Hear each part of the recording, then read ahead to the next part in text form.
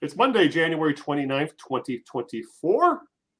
And we are in mourning in the Detroit sports world, but also we should be very, very happy as well. So it's kind of a mixed feelings today after what happened last night, which we will talk about. I'm sure you know what we're talking about, but that also means it's time for the Knee Jerks podcast with Nick, and Big Al.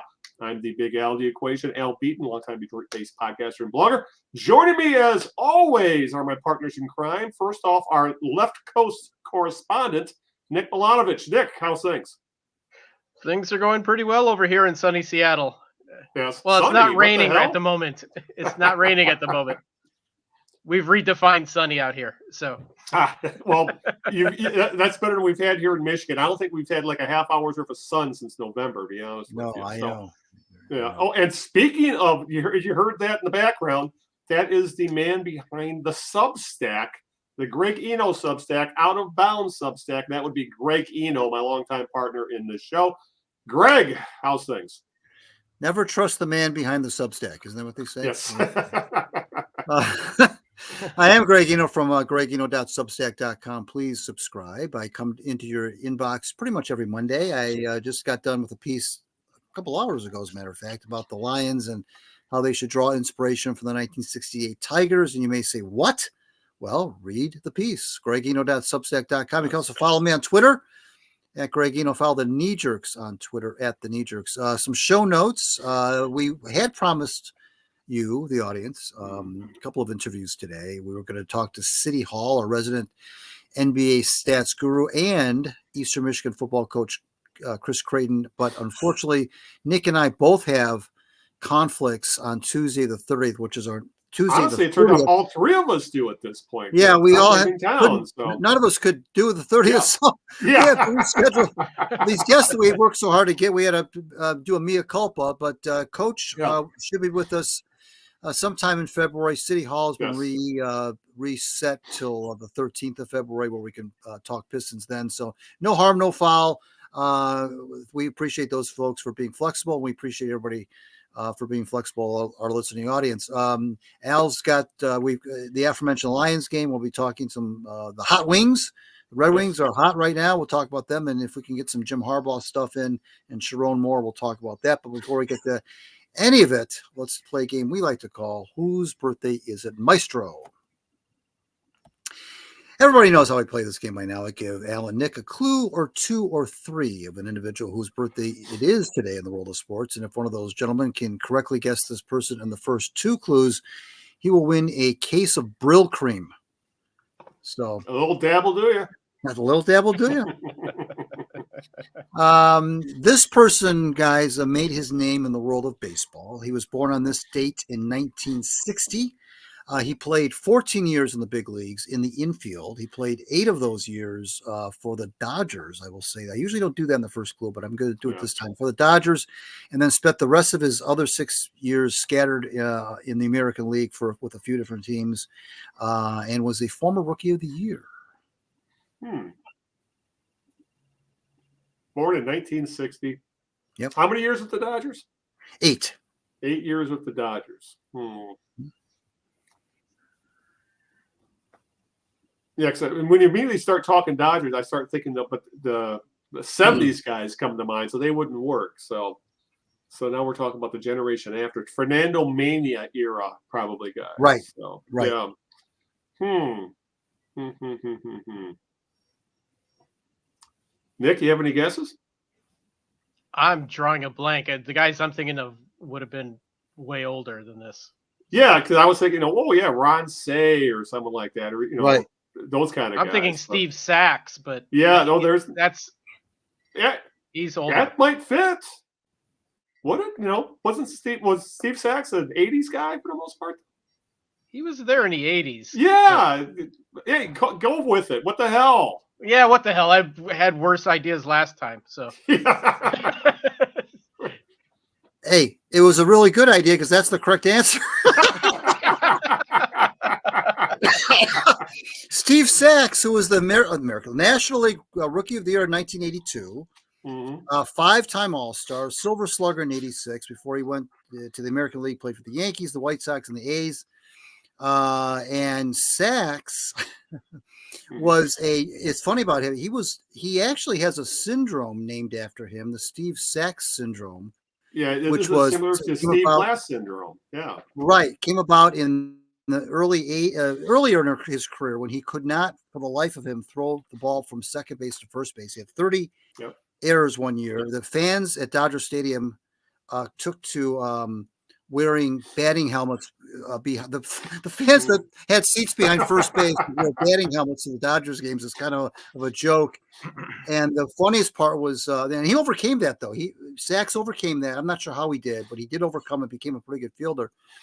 Yeah. But Pedro Guerrero, you remember him when he tried to play third base, ill-fated time at third base. He said that his first thought when he played third base was, "Don't hit the ball to me." Then he said, "My second thought was, don't hit the ball to Sachs." but Steve Sachs overcame it, and he became a pretty good fielder. And I don't think he ever won a Gold Glove necessarily, but he became serviceable. And so, good job, Nick. Wow, good on you. Yeah, always go with your gut instinct on these, Nick. Yeah. I actually thought he was older because I couldn't remember when he started. I thought it was like somewhere in the late 70s, which would have made him probably predate 1960. So right. All Good job. Good job. Right on. All right, make room for that bro cream. That's right. It's I will right after the show. I even know where I'm going to put it. Yeah.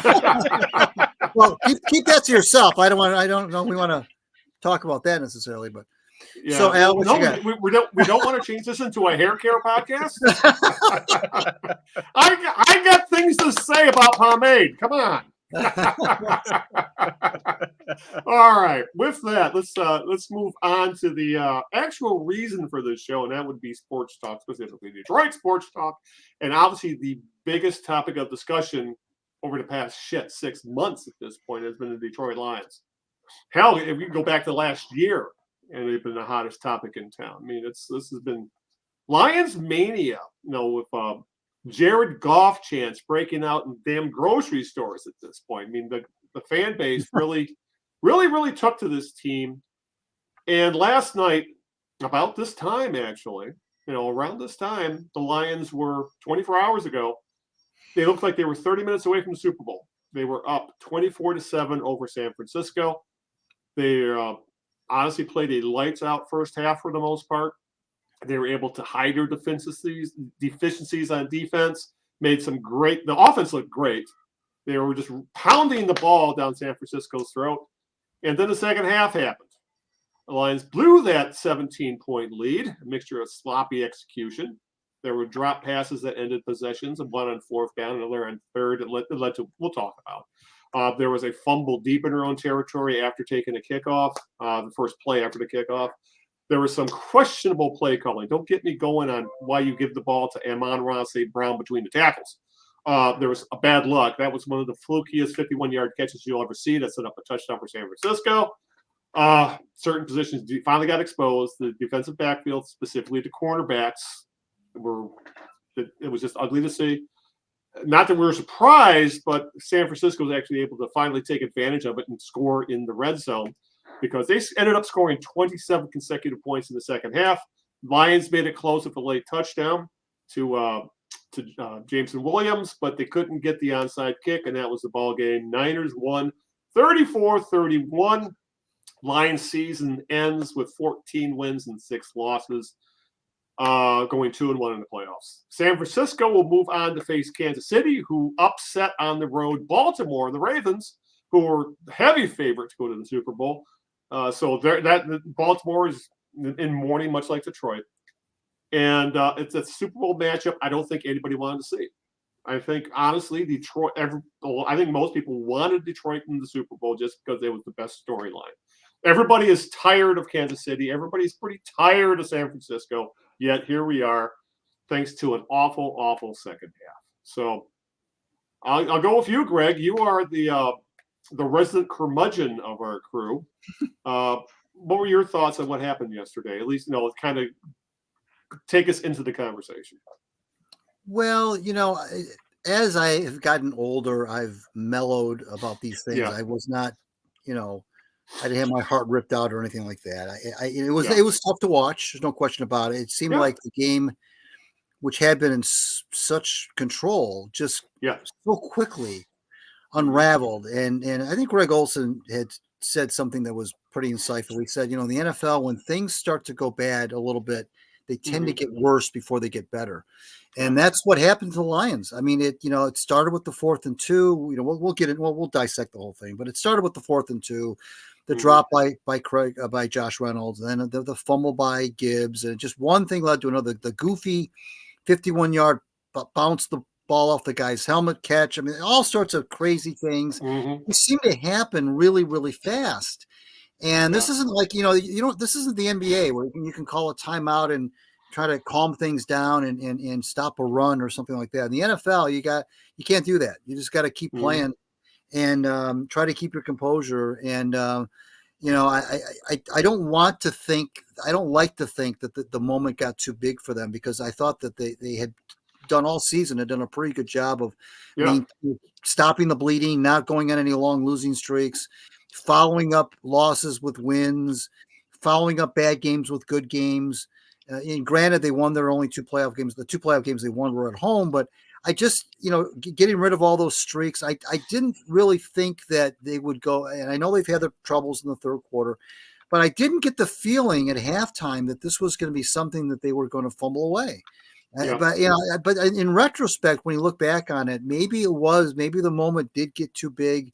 Maybe the 49ers experience did, show through. I don't know. I don't know what you guys think. We'll find out in a second. But, it was difficult to watch. But I told my wife before the game even started, I said, you know what? If they lose tonight, I'm not going to cry in my milk. It was a great season. They went further than I expected them to go. Nobody likes to get this close to, the promised land and fall short. But we've all been there, guys. We've been there with other teams in Detroit, where we've experienced the low of the lows, and the thing I think too that makes me heartened is that they're a young team. The core is young, and that was kind of what I wrote about today. Is that they've got they can pretty much bring the gang back bring the band back together for the most part. Now some guys are going to leave, of course. That's the way the NFL works, but most of I think the key guys, at least for one more season for sure, should be back together.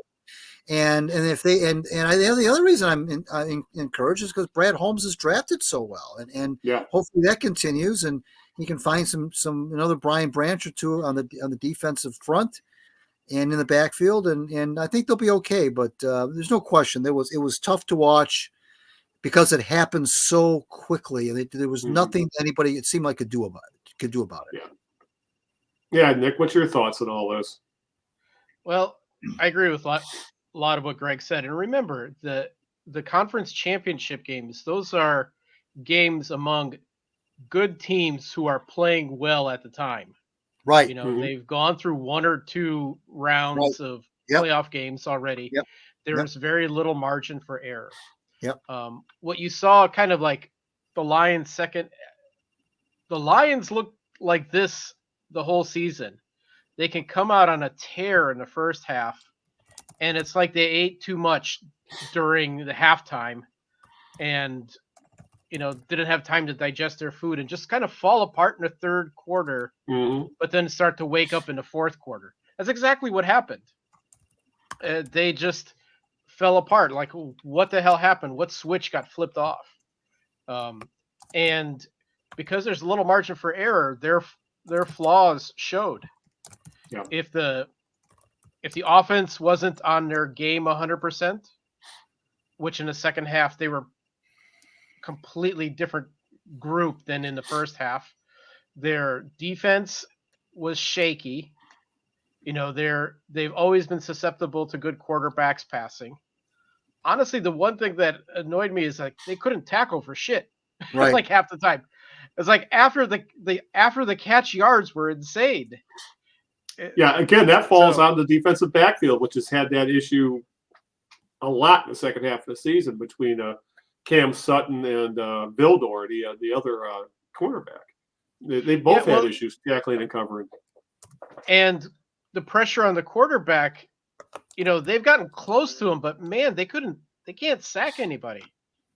They can't just like shut it down and sack somebody. So all of that caught up with them. But that's been going on all season long.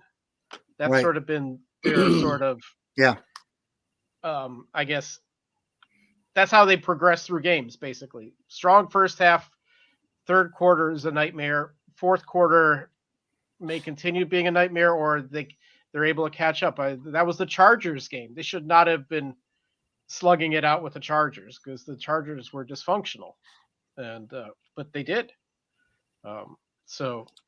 But saying that, with all that said, they exercised a lot of demons. They got into the playoffs. They won 2 playoff games, which is like now they have. Yeah. That's unheard of for the Lions in one season. And they do have stuff. They do have a team to build on, and I think that they have a coach who's not going to let them forget this. And they're going to hopefully play angry next year. And so, and they draft well, like Greg said. Like, my God, they who hits on draft picks this many times in one draft, year after year. So so there's promise. Like, I don't think they're the same old Lions, honestly. They didn't lose because of, what do you call it? Some stupid call by the ref late in the game. They just, their offense just kind of like hit a wall in the second half. It couldn't compensate for the defense. So they had a good season. I think that's what it really comes down to. I'm seeing a lot of people online right now, specifically online, maybe the terminally online, who seem to be absolutely losing their minds over this. But I really do think that's more of the younger generation who haven't seen much successful in the way of sports here over the past decade for the most part. I mean, we're old enough to remember, game 163. That was a heartbreaker. Yeah. Or the Phantom Foul in Game 7 of the 1988 NBA Finals. Bill Laimbeer did not touch Kareem Abdul-Jabbar. That was a bullshit call that cost them a title. The bad boy should have won 3 consecutive titles. Watching LeBron James just carve up the Pistons defense. And he scored like 25 straight points in a playoff game. Stuff like that. This isn't the first time we've had our hearts broken in the playoffs, the 95 Wings, by far the best record in the NHL that year, and then got swept in the NHL finals. I mean, we're old. We're used to this. I mean, we've seen bad losses or heartbreaking losses or even disappointing losses. I'm more disappointed. I'm like Greg at this point. I'm not going to allow something that realistically doesn't affect my life in any way other than, gives me 3 hours of fun on Sundays to ruin my life like some people do. I mean, and I prefer to think about how much fun this season was. And that's something that I think people have to remember, that next season is not going to be like the last 2 where, it was just the build essentially. A lot of times the build is the most fun. Now comes the pressure because expectations for this team are going to be sky high next year. I think all 3 of us, when the season started, I think we were like, make the playoffs, win a playoff game, maybe win the NFC North. I'm happy. But obviously expectations change. And the expectations next year are, I think, and even the Lions have said this, the Super Bowl or bust. And, that I think is going to be a lot different. There's going to be this was a fun ride for the most part. And this was, something that we haven't had fun with in 32 years, over 30 years anyway. And now next year, it's going to be completely different. I think there's going to be people that are expecting big things from this team. And I put in the show notes that, Greg, Dan Campbell brought this up about how disappointed he was in this loss, and that he essentially said, we could be a better team next year, and we might not ever make it back. And that is the truth. How many times have we seen this from teams? I'm not saying that the Lions are not going to be a playoff team, right? But the way that the season worked out, were kind of all fell into their laps, and they were literally 30 minutes away from the Super Bowl, pissed it away. This core that ultimately might have been their best chance to make a Super Bowl. I mean, they could, like I said, they could win 14 games next year and get knocked out in the first round, dual Vikings. So that's, I think, what we kind of have to wrap our heads around, is that, this was very disappointing. This may also have been their best chance. Well, I mean, you can paint it any way you want. I mean, you can make that argument. You can make the argument that I make, that they could on the other hand, use it to drive them and inspire them and be angry and mad and go through everyone next year. But you're right, and I said, and I did admit in my piece, that in the NFL, probably of all the sports, major sports, is probably the toughest one to indeed do that with, because there's so many variables. You have a different schedule every year, number one. You have a relatively small sample size of 17 games in which to get things done. There's a lot of things that can go crazy wrong in a single, and then once you get to the playoffs, it's a single out. It's not a series. It's, you have a bad Sunday afternoon and you're gone. So I'm not going to sit here and tell you that you punch their ticket next year, they're all automatically be back to the same spot. But I do know that they are young. They have a really good young core. You're absolutely right when you say that they could win even more games this year and not get there. But they could also win 10 games and get to the look at Kansas City. There were times, there are two teams I would point to in different directions. The Eagles, who started off looking like there's no one's going to beat them. They were 10-1. Yep. They were winning games both handily and in the one possession game, one score games, and everything was humming along. Everything was going great. But even when they were 10-1, the Eagles Twitter they were so unhappy with Ryan Johnson, their offensive coordinator. I kind of laughed. I was like, "What? You're 10-1." But as they kept losing games, and eventually I think they finished 11-6, I think.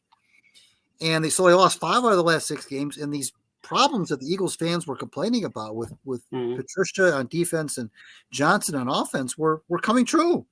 Yeah. But the flip to that is the Chiefs. There were times this season, guys, where I didn't think the Chiefs were going to make it back to the Super Bowl. I thought they looked like a good team, but not a great team. It looked like the Ravens were the great team. They were beating everybody, all these contenders, by 20, 30 points. They looked like they were a juggernaut. There was no way, with Lamar Jackson and everything, there was no way they could be beaten. And the Chiefs, though, to their credit, because, again, they've been there before, there's something about teams like that for some reason, they're able to pull. I don't know where they get it from.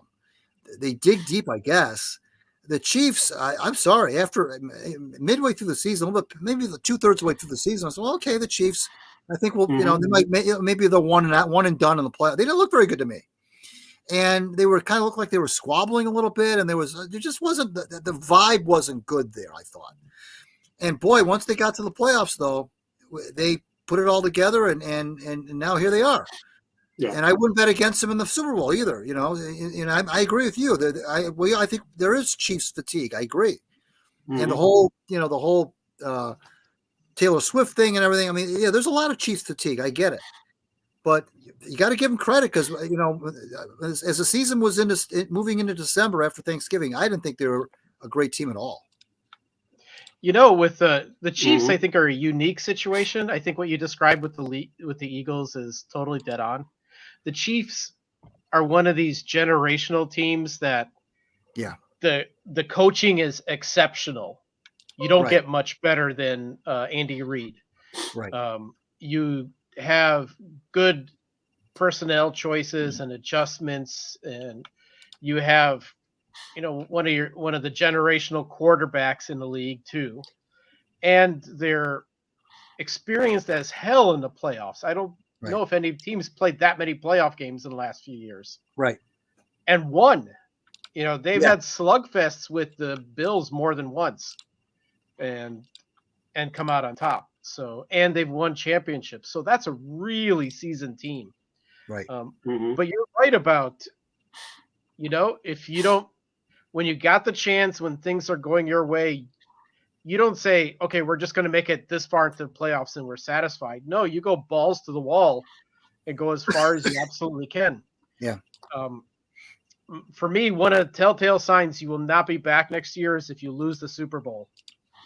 So, like, most teams that lose the Super Bowl will not be back. Yeah. Are not like one player away from winning it the next year. It's like all bets are off. It just doesn't happen. Yeah, that's a good point. So, I mean, the exception would be KC. They lost a couple years back, and then they went back. They came back next year or last year and won. But that's more of an exception. So well, look at the Niners. I mean, they have been unable to get past NC Championship game the last couple of years. So you know, it's just how it is. You know, it's a combination. You know, I hate to say these luck, but oftentimes there's quite a bit of luck involved. Specifically, like the tip pass. That I'll see that one in my nightmares for a few years. But yeah, this is what Dan Campbell had to say after the game. This is what he told his players. I told those guys this may have been our only shot. Do I think that? No. Do I believe that? No. However, I know how hard it is to get there. I'm well aware.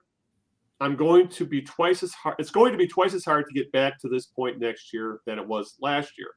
That's the reality. Essentially, he's saying they got a first place schedule next year. The Packers look like they're going to be a very tough team next year. The Vikings, if they find a quarterback, will be a very tough team next year. And the Bears, my God, they are. Who knows what they're going to be doing because they have the number one draft pick again, and they have to decide what they're going to do with Justin Fields or if they're going to draft Caleb Williams and maybe make some trades. Who knows? But they're on the uptick as well. But I think the NFC North could be a bloodbath next year, and it's very possible the Lions don't have as good or could have a better year because I think we all anticipate that this team will improve. We all know where the weaknesses are at this point. And if we know where the weaknesses are, I'm sure Brad Holmes and Dan Campbell know where the weaknesses are. So it's going to be an interesting year next year with the expectations being up another notch. But, this was still a very, very, very fun year. And I'm not going to wallow in the depths of despair over losing one, honestly, god-awful. It was a bad game, but it was still an exciting as hell game. And, I don't know about you guys. I'll ask you this. Would you rather lose a game like this where it was kind of heartbreaking, it was a very close game, and you had an opportunity to win it at the end and just came up short? Or would you rather be like the 91 Lions who got curb stomped, like, was it 41-10 in the NFC Championship game? I come out of this game feeling better about the franchise than I did in 1991 because you could tell even back then how far away they were from being a Super Bowl team. This team feels a hell of a lot closer to the Super Bowl than that team did. Well, if you remember, Al, that season you referenced, the Lions lost the opening game of the season, now albeit without Barry Sanders, but I don't think Barry would have mattered. 45-0 at Washington. That was how they started their season. And then the whole Utley thing happened, and they ran the table the last 6 games and then beat Dallas. So they went back to Washington. And if you would have said at the end after that 45-0 game, we're gonna be back here for the NFC Championship, you would have been, they would have called you nuts. Yeah. And so, and then you said, you're right, 41-10. So they lost to Washington 86-10 in those 2 games combined. So, well, when you put it that way. So, and I say that to say that even though I was happy that the Lions got to that moment, I don't think any of us really in our hearts thought they would win that game. The Redskins were just too good. That was the peak of the Redskins almost. And so that was a tough task for sure. This one feels different because, I just think that the core, I just feel like the roster as a whole is better than that 91 team. Yeah, I agree with you there. So I just think the future is brighter. I never really thought the future with the 92 Lions and beyond was all that great. They were a good team. They always made the playoffs just about in those years. Yeah. But they were never, ever considered more than just a wild card team that was probably going to go one and done. Yeah, I would agree with you on that. Like, I never felt for all the years I've watched the Lions, like even in a good year, that they were a good team. Mm-hmm. It was almost like they're a bad team that just happened to have like an above 500 record. Yeah. They accidentally make it into the playoffs, but it's just a stepping stone for their opponents for the next round. This is the one where, from the coaching staff, front office, and the players, you felt, okay, they've got something to build on for once. So, will they make it? I think Dan Campbell was right. It's like, don't expect to necessarily make it and do as well, be in the NFC Championship again next year. You can't expect that. You have to work at it from the ground up. And in addition to the rest of the NFC North getting better, their schedules by design is going to be harder. They're going to play tougher opponents next year. Yep. So, if they're up to that task, they have to prepare for that. Yeah. And if they're up to that task, they have some hope in the playoffs. If they get into the playoffs, I don't think they're going to necessarily be a one and done. I think they actually have a shot. Yeah. So, but I'm saying that based on this year, I have no idea what they're going to field as a team next year. So. Yeah. Yeah. Well, we might as well get to the elephant in the room, so to speak, or the fourth down decision in the room. And this has been a hot topic all over local media, national media, social media. Did Dan Campbell make the right decisions? And the Lions failed on a pair of fourth down conversions, forsaking long 45-plus yard field goals from Michael Badgley, and who I think we all agree is on a good day, he's an average kicker, and that's in a dome. But regardless of that, 4th and 2 and a third fail due to Josh Reynolds literally dropping it was a tough pass, but it hit him in both hands. And then the other was a failed 4th and 3 pass later in the fourth that never had a chance due to pressure on Jared Goff. But realistically, I see a lot of the national pundits saying, you take the points, you take the points. Let me ask you this, Greg. Do any of these guys watch Lions football and know what their place kicking game is like? I'll tell you this right now. When they lined up Badgley for that 54-yard kick at Ford Field against the Rams, I had no confidence at all he was going to make that kick. So I was shocked when that thing split the uprights. So to put him out there, outside, on grass, that we saw players slipping around on, he's a below-average kicker. I would call him a below-average kicker. We just saw the Niners kicker miss a 48-yard attempt later. A drafted kicker from Michigan missed a 48-yard kick earlier in the game. I don't know about you guys, but I can understand going for it there. Analytics say it's leaning towards going for it.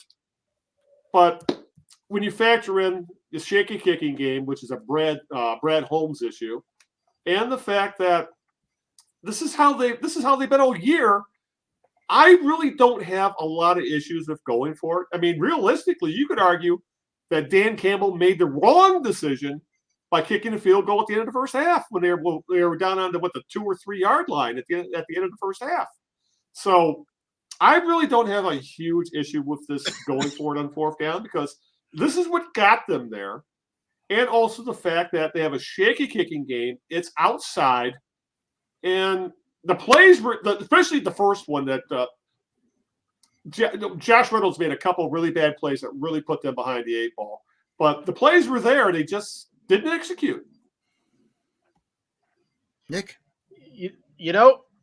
I know people are fixating on the one play that tipped the scales, but there's a lot of mistakes that the Lions made in the second half. Yeah, exactly. You can second guess that fourth down. So there's the Reynolds drops. There's Jahmyr Gibbs fumble.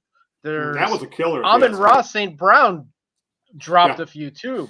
Yeah. He couldn't hold the ball. There's a bunch of things you could point to. Yeah, there was they could have pinned them down at a 75-yard punt. They could have pinned at the 1. Right. And they stepped on the fucking goal line, And then those freak pass by the 49ers that hit off the Lions face mask. Yeah. Face mask. Who the hell whose fault is that? I mean, like, that was just like dumb luck.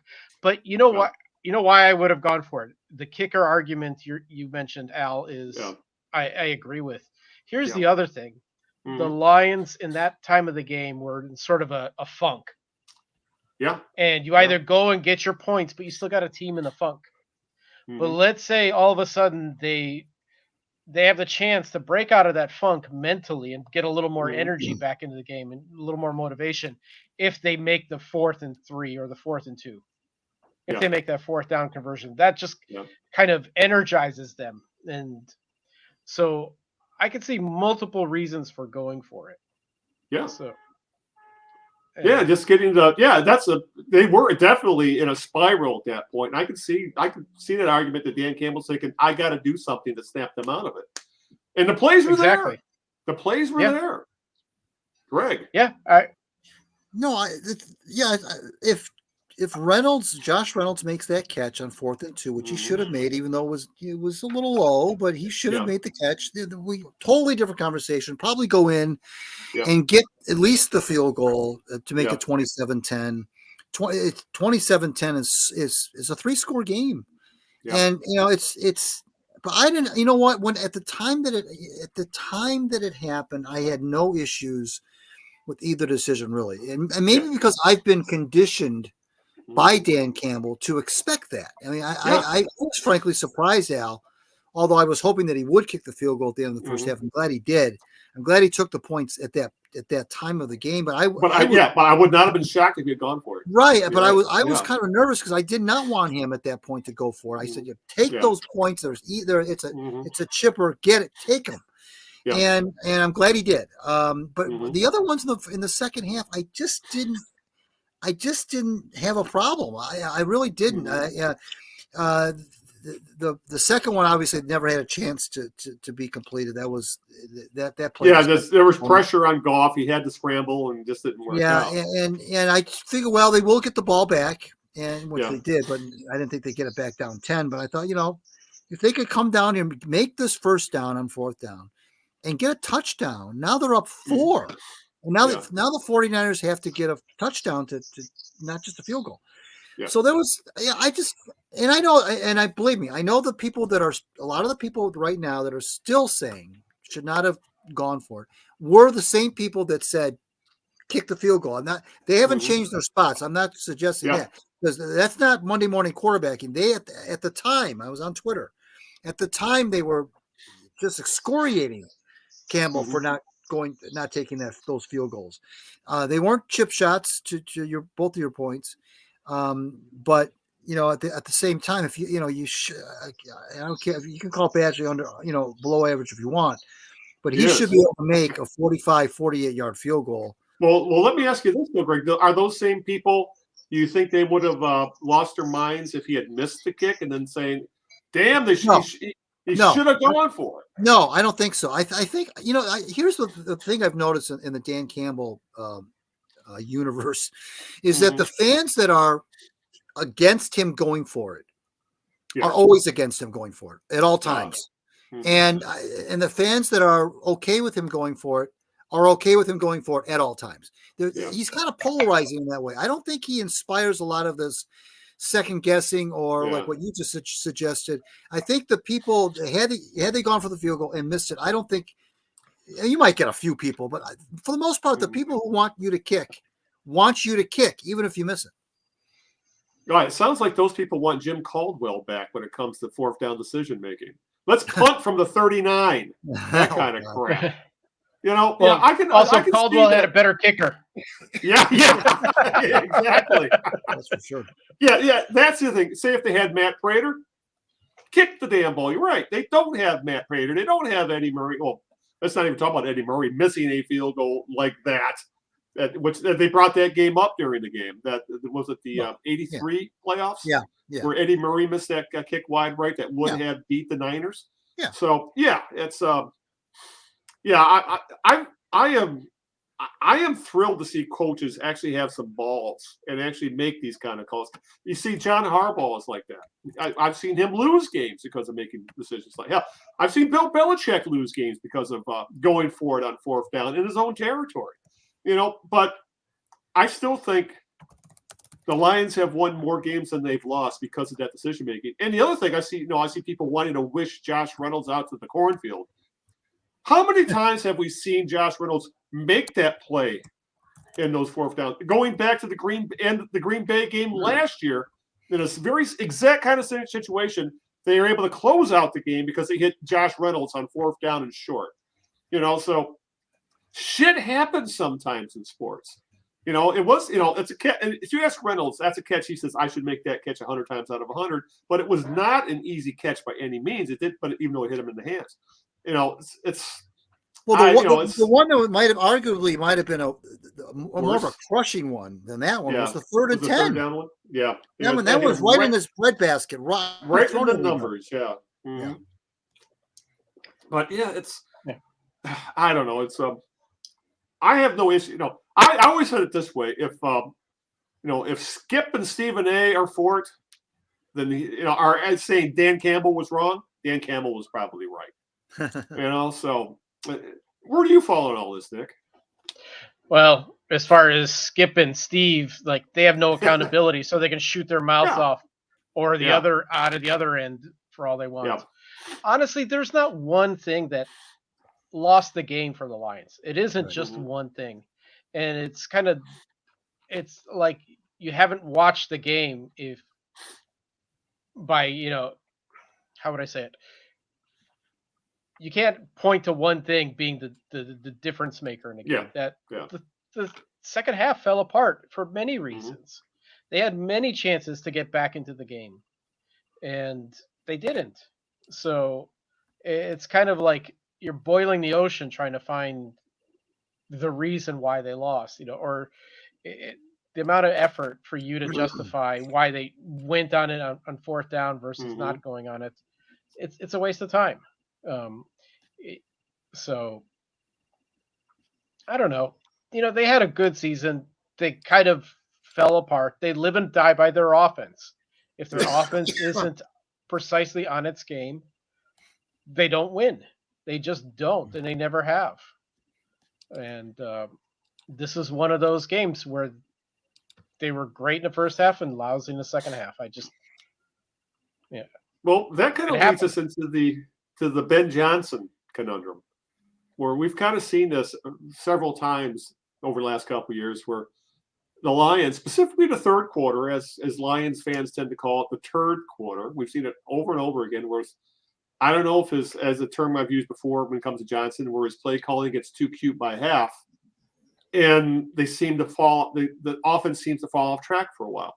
And like I said, the play before the Reynolds fourth down drop, the Lions ran Amon-Ra St. Brown between the tackles on 3rd and 4. Now, okay, they're trying. I don't know what they were thinking there, but you have David Montgomery, who was averaging like 6.5 yards a carry yesterday, and then you run that play. That means he was 2 yards short, and that led to the pass that Reynolds dropped.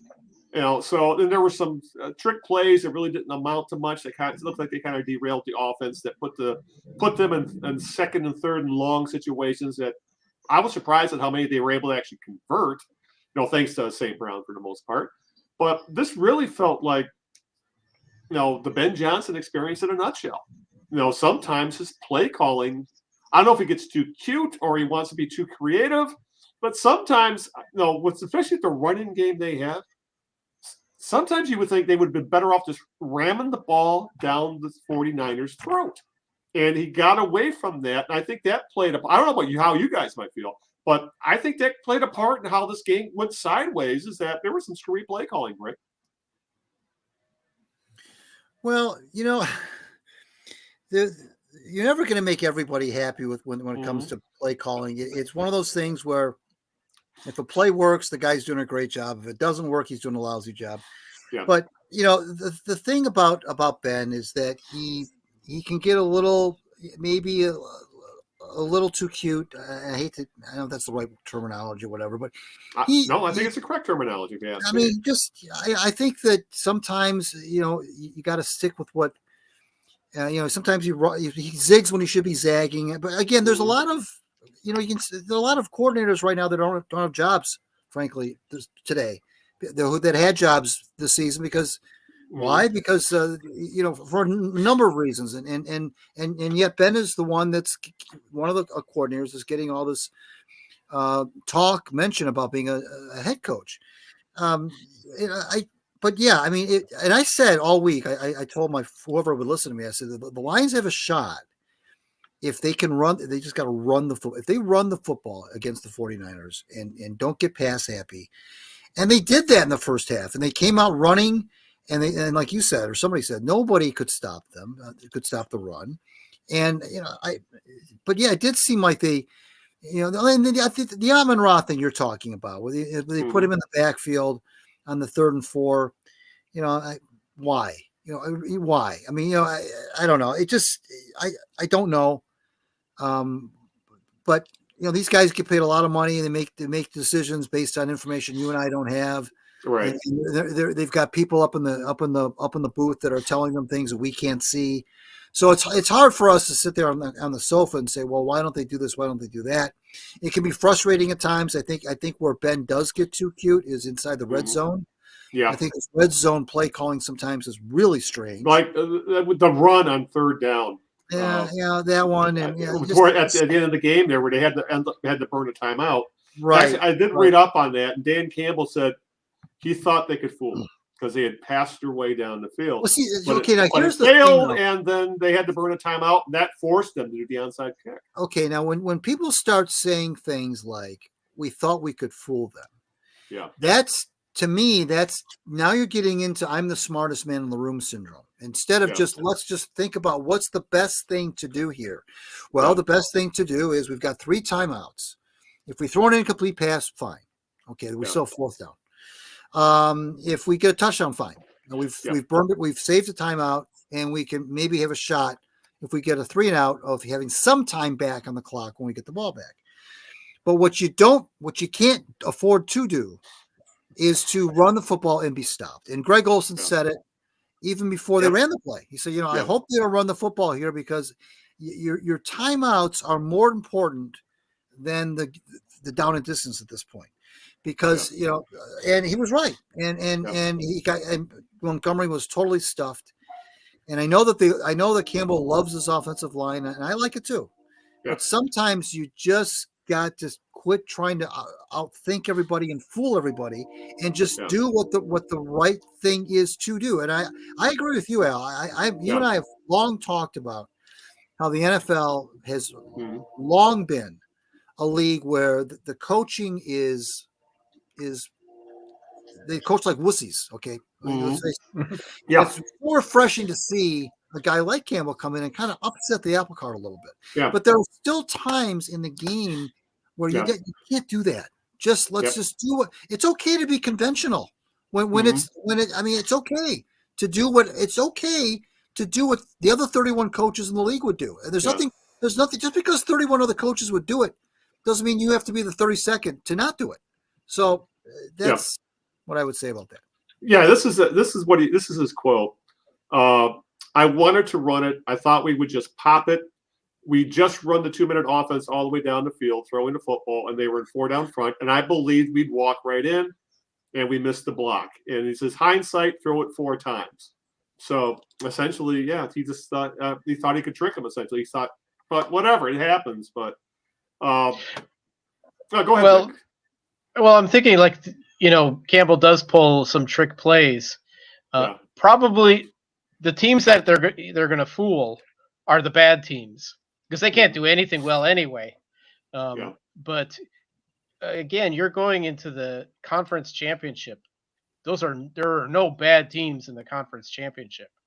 So it's a much harder game to play. It's okay to kind of throw the opponents off or do something that throws them off that they don't expect. But is it one of these cute trick plays? It's not going to fool a good team very often. Yeah, they didn't really. You're not going to catch them sleeping. The flea flickers they tried to run yesterday. You're right. Yeah, that have worked? Actually, there wasn't. I'm thinking that was that pass was a little bit too far out of reach, right? So there was one that the one flea flicker or the halfback pass back to Goff through, and it was a tough catch for Williams, but he went right through his right through his hey it was a really tough catch. It would have been a highlight reel catch if he had caught it. So it was kind of there, but it would have taken absolutely perfect execution. I guess that's the thing. Really, that's again, there's that word, execution. The Lions just didn't execute in the second half. Yeah. I mean, so it's not down to one player, one decision, or one choice. They just and I think that's we have Nick. We have fans looking for scapegoats, fans looking for one thing to blame, and you're right. There was multiple issues between player execution. Some arguable. We could argue about play calling. We could argue about the fourth down decisions. But when it really comes down to it, I think the 49ers were just the more talented team in the end. And they made plays when they really had to. I don't think anybody had Brock Purdy running for over 50 yards in rushing, on their bingo card yesterday, for example. So he made a couple of huge plays with his legs that really bailed out the Niners. Oh yeah. So there was that. And the Lions, on plays we had seen them convert all year long, they didn't convert yesterday, and it just finally came back to bite them. And we don't even need to get into the cornerback issue. That team has no cornerbacks on the outside. So, and sooner or later, it was going to catch up to them, and it caught up to them in the second half yesterday. So, right. But with that, let me ask you guys this. Maybe some big picture stuff here. Because how much can we rehash the game for the most part? But now that the season's over, I'll start with you, Greg. Has same old Lions, SOL, been put to rest? It's a 12-5 record this year, regular season. Went 2-1 in the playoffs. Won the NFC North title. 2 playoff home games. Narrow loss in the NFC title game. And despite the second half collapse, is this enough to put that trope, same old Lions, to rest? I think so. I said that after they beat the Rams, and Nick mentioned it as well. He said, they exercised a lot of demons this year. They did. They ended a lot of streaks. Of course, the one streak they couldn't end yet was the road playoff losing streak. But and of course the not being in the Super Bowl ever. But really, I don't. I know that that's a difficult argument to make right now for a lot of people this morning today because of what happened yesterday. Because that was something that would have happened to Lions in a regular season game. You pick the year, you pick the year.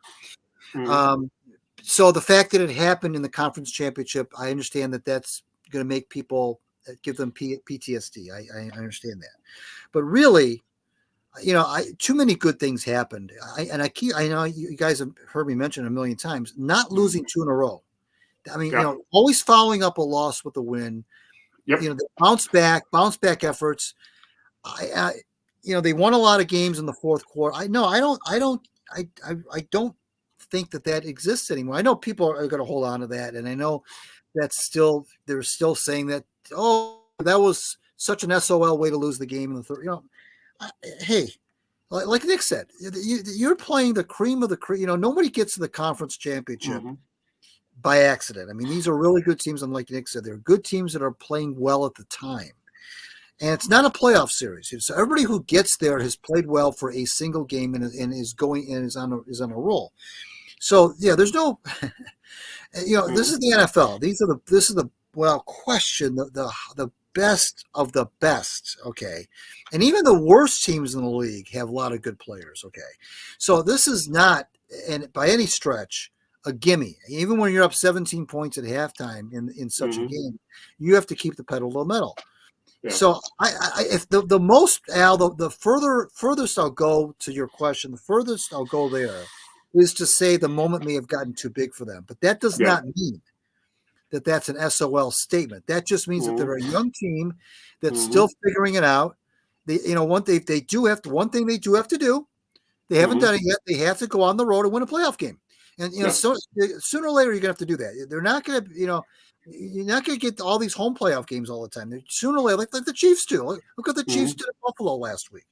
Sooner or later, you've got to go on the road in a hostile environment and win a playoff to win the Super Bowl. I mean, you have to do it. And they haven't done that yet. So, but that doesn't mean it's SOL. It just means that they're a young team that is trying to figure that out. And, the 49ers, who looked very vulnerable against the Packers last week, looked awful against the Lions in the first half. But what did they do? They got their act together. Yeah, they may have gotten a couple of breaks, but they took advantage of them. And why? Because I think, 4 out of 5 years they've been in the conference championship. Yeah, they've lost a lot of them, but so what? They've been there. Yeah. And, I just think that, and that goes to the coaches too. These coaches have been there. You mentioned Andy Reid earlier. I mean, these guys are, they don't panic when it's 24/7 at halftime, especially playing at home. And so, no, I don't think it's SOL at all. I think it's just the progression of a team that is in year 3 of a new administration and lost a playoff game on the road. I mean, hey, we're not the first ones to lose a conference championship game on the road. Yeah, and I'll agree with Greg on this one. This is not an SOL team at all. Who knows how they're going to do next year, but I don't think Campbell or Holmes are gonna let them just kind of think it's going to be a cakewalk next year. They're gonna have some brawls with teams to get back there. And if you look at the other 3 teams in the conference championships, they're a lot more experienced than the Lions. The fact that so they've had to take their lumps before the Lions have. So don't knock them on this. They played well. They played well against the Rams when the Rams were threatening to come back. They were playing well. They played well against the Bucks when they, what do you call it? The Bucks were trying to come back as well. So, former past Lions teams in the playoffs would have just squandered every one of those. They wouldn't have been able to keep up. And then pepper in maybe a bad call by a ref, and then you've got a typical SOL playoff game. So, no, I give them credit for where they've been. I don't think this is the same old Lions. It's just sometimes I think that people who spew same old Lions, it's lazy. Yeah, it is. It really is.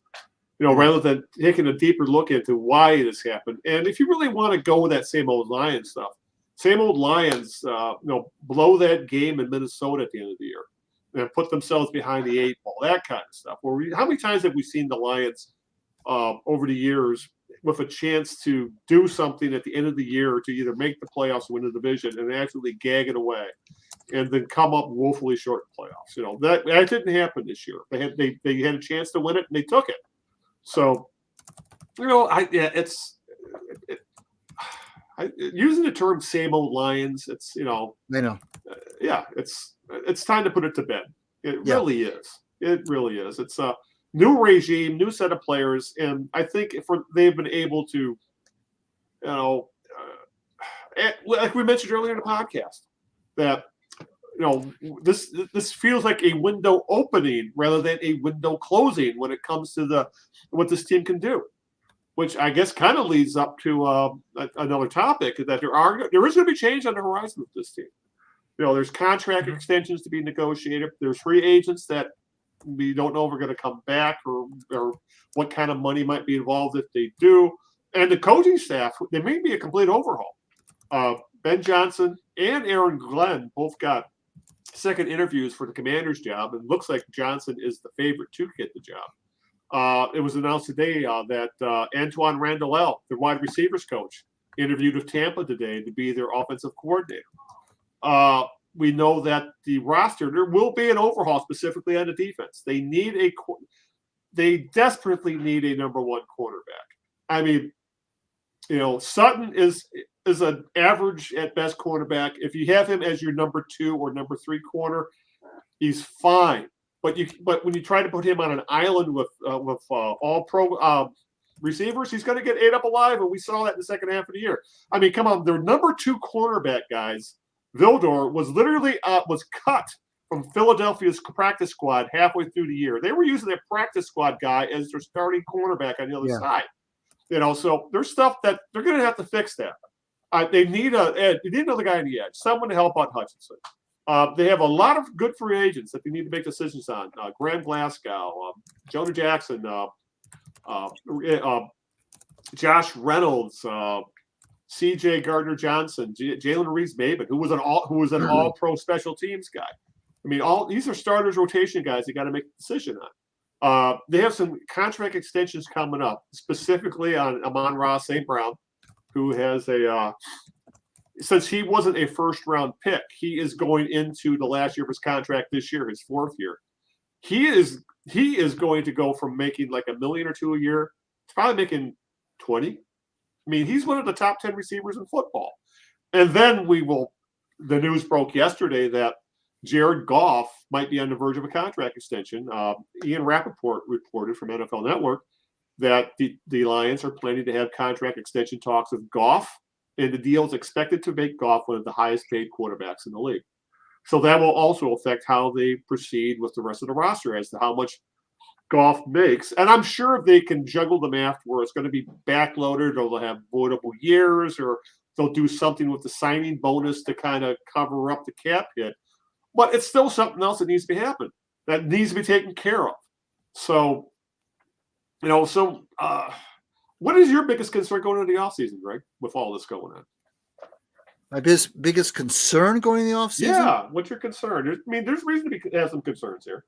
Well, yeah, the things that you mentioned, the upgrades they need to make on the roster, I don't know if that's a concern, because I don't have a concern that they won't be addressed. Yeah. The only concern I would have is if the jury's out, because remember we thought last year that they were going to draft the number 1 cornerback, but the way the draft fell, the guy they wanted in Witherspoon got drafted by Seattle right before them, so they immediately traded down, and that's how they ended up with Gibbs and Laporta. Yeah, I guess don't forget there's cap money too. They can bring some free agents in to do that, to maybe supplement the draft. But I want the kicking situation addressed, and I'm not even, Al, I'm not even sure I know what I mean when I say that, because Badgley, to me, I hate that. It's funny with him because he's used so infrequently because of Campbell's going for it on 4th down all the time. I don't know what it is about this guy that gives me pause. It's not like he's gone out and missed a bunch of kicks. I don't get the impression though that he has a big leg. And in this day and age now, you guys know this. You and I, when we first started following the NFL, a 45-yard kick, anything beyond 45 yards was, oh my God. Now these NFL kickers, even on bad teams, these 50 is the new 40. I mean, these guys can drill a 50-yarder like it's an extra point. So, and I get the impression that Badgley, if there's any criticism of him, it's not necessarily the accuracy, it's the distance, the strength of the leg, right? Exactly. And that's what gives me pause. You mentioned that was the same issue with Riley Patterson. Right. Over 40 became an issue with him. Were talking about Prater a little while ago, and we trot Prater on 55 yards or whatever, and it was like, okay, no problem. And Justin Tucker and stuff, guys like that. So the big leg guys are the ones that gives you so much more. Maybe Dan Campbell, if he had a big leg guy, wouldn't go for it as much on 4th. I don't know. It's a chicken or egg thing here. I'm not sure if he's going for it on 4th down because he's aggressive, or he's going for it on 4th down because he doesn't have a confidence in his kicker and he won't come out and say that. I don't know.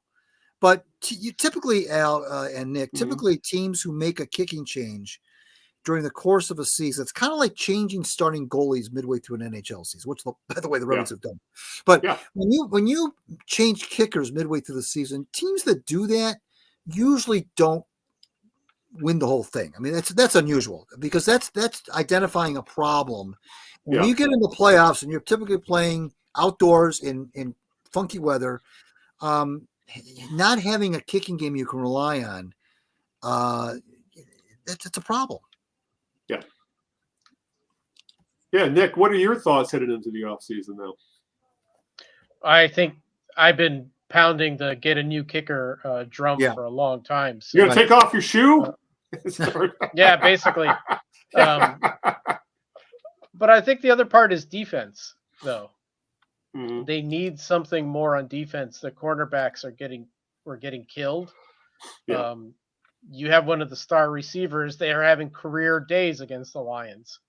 Yeah. So I think that's a big deal. But I also want to make one other comment. You guys had pointed this out, was Lions assistants getting viewed for promotions with other teams to either head coach or offensive coordinator. That is a definite break from same old Lions. Yeah. Oh, yeah. Nobody wanted a Lions coach and give him a promotion to something else. It was rare. As a matter of fact, Jim Caldwell, who has experience and is a decent coach, never could get another head coaching job even. Right. The best I think that's happened in any recent memory is Jim Schwartz was like a rock star defensive coordinator wherever he went. Right. But never a head coach again. Right. So that's a good problem for the Lions to have, and one that we're not used to. I think fortunately the Lions will have to replace coaches.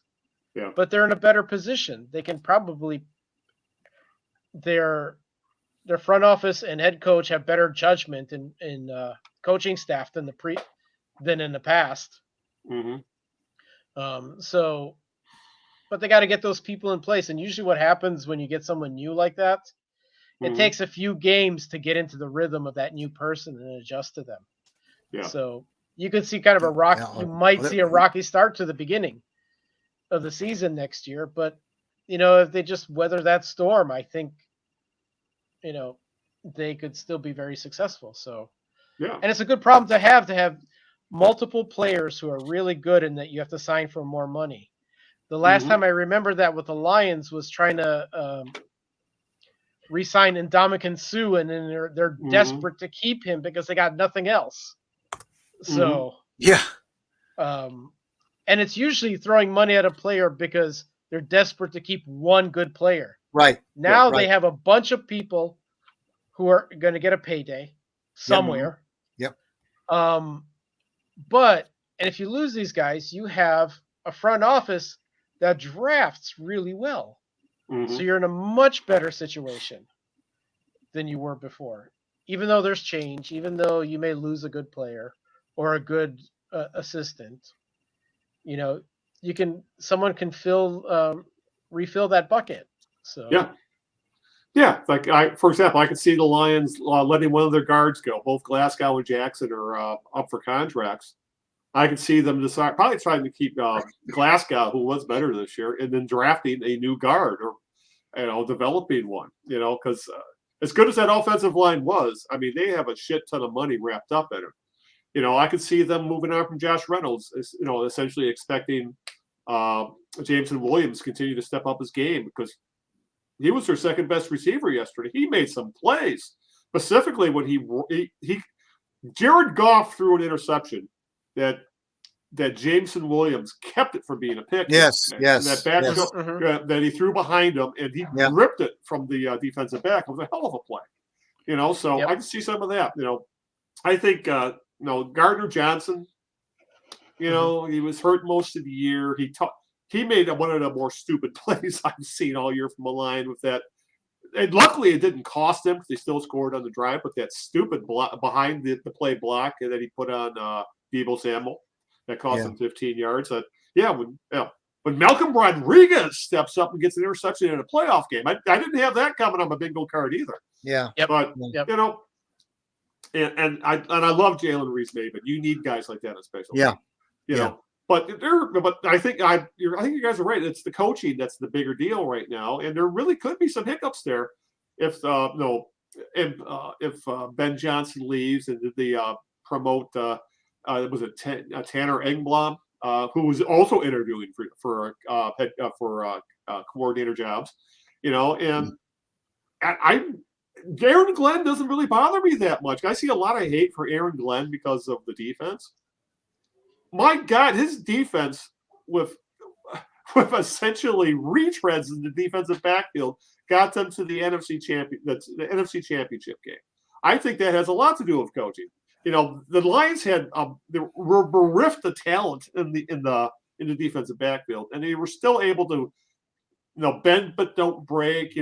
Cover as much as they could for the deficiencies they had back there, and it started blitzing a lot, and that was one of the things I was kind of disappointed in. Is they didn't see the blitzing as much as they had been from the safeties between the safeties and corners, because over the past several games we've been seeing Brants and Milanovich blitzing like crazy and making plays on the backfield. Well, there was one yesterday where Milanovich got to him and just couldn't tackle. Well, you know what?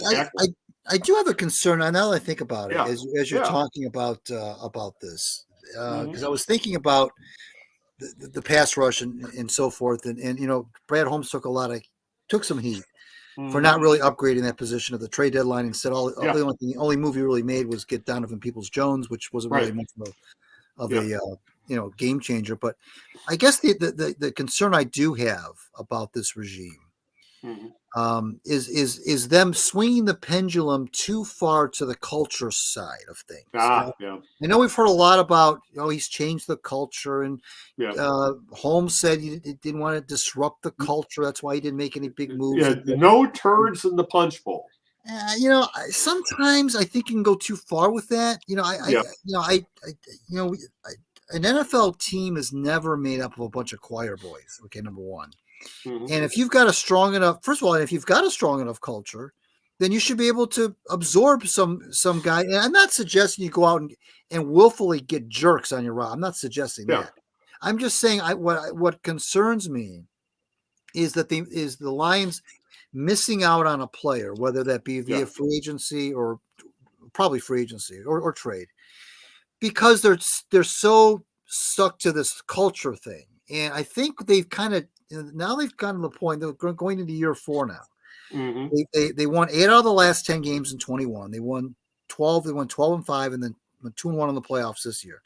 I don't know that anymore your concern should be trying to change the culture. I think the culture's been changed.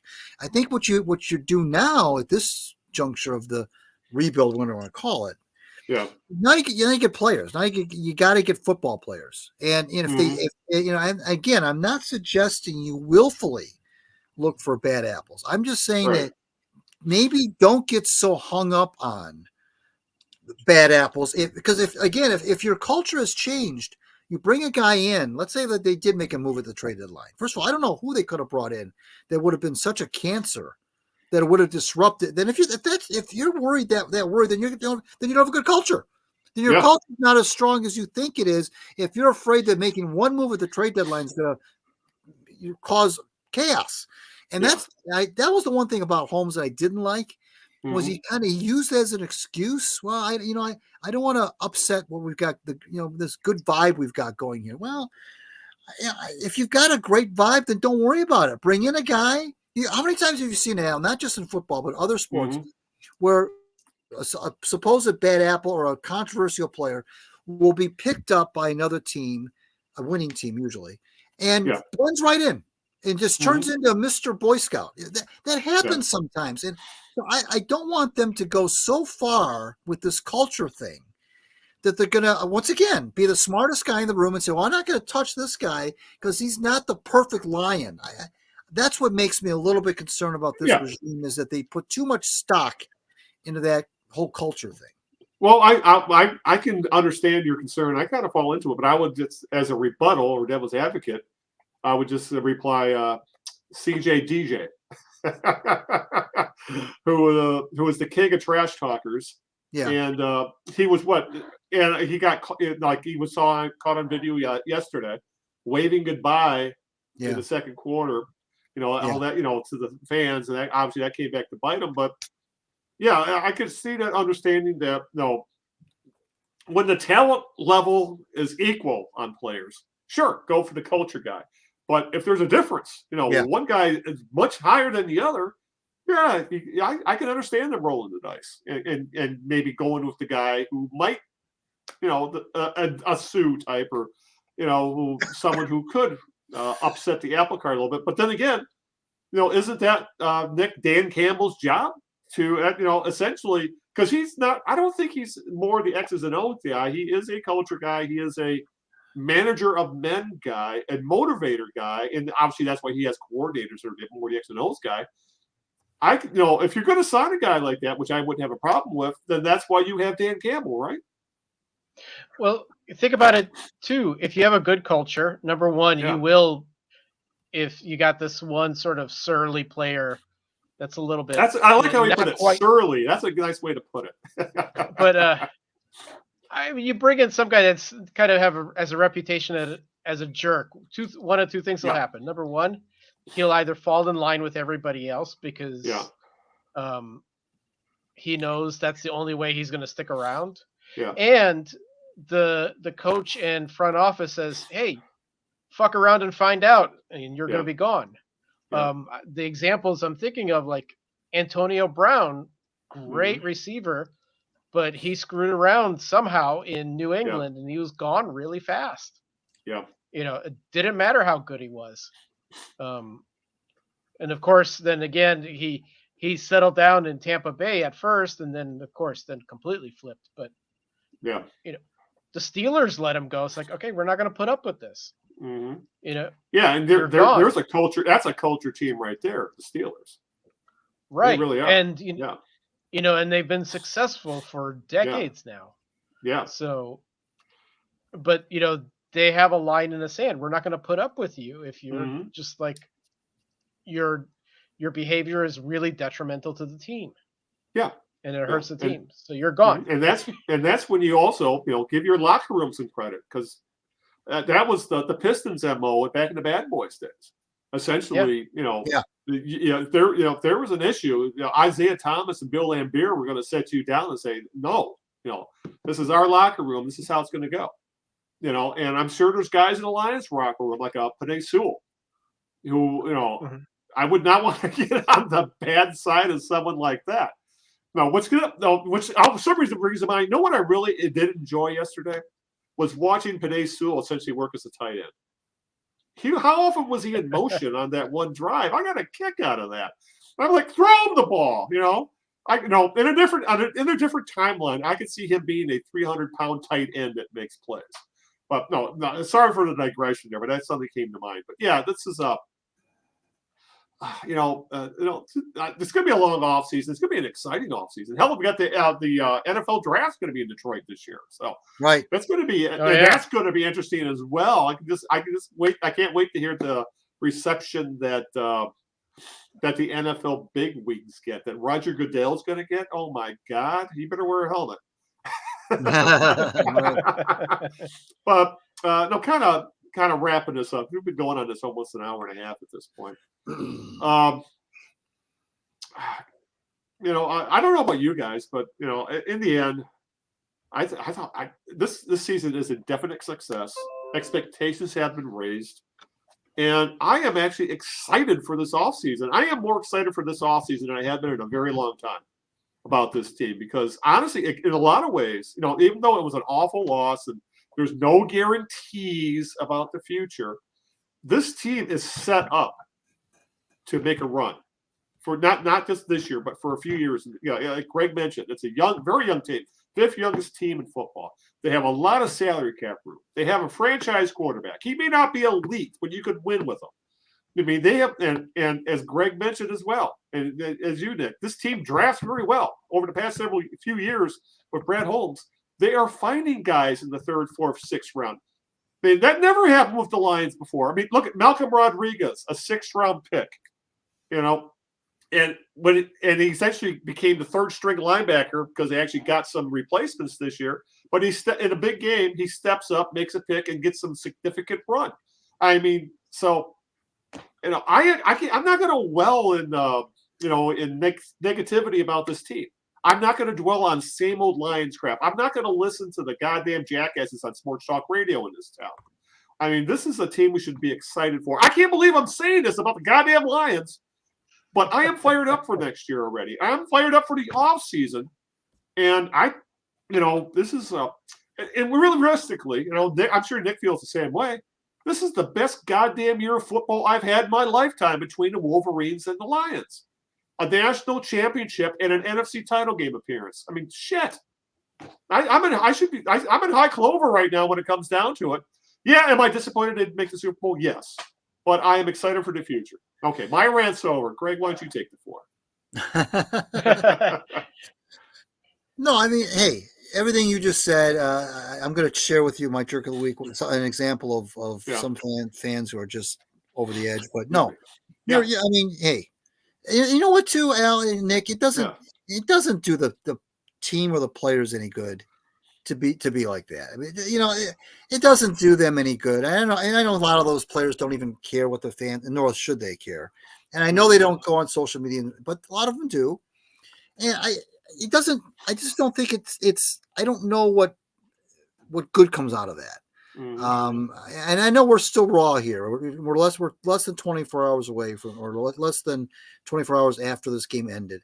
So, the emotions are still raw. I suspect that as we get further away from it, people will come to their senses a little bit more. You're spot on about the talk radio idiots and sometimes the talk radio hosts as far as that goes. And, even Jeff Rieger, who, I mostly like, he tweeted out, this is the same old Lions. And like you said, it's such a lazy take, but I'm like you. I choose to put that behind me.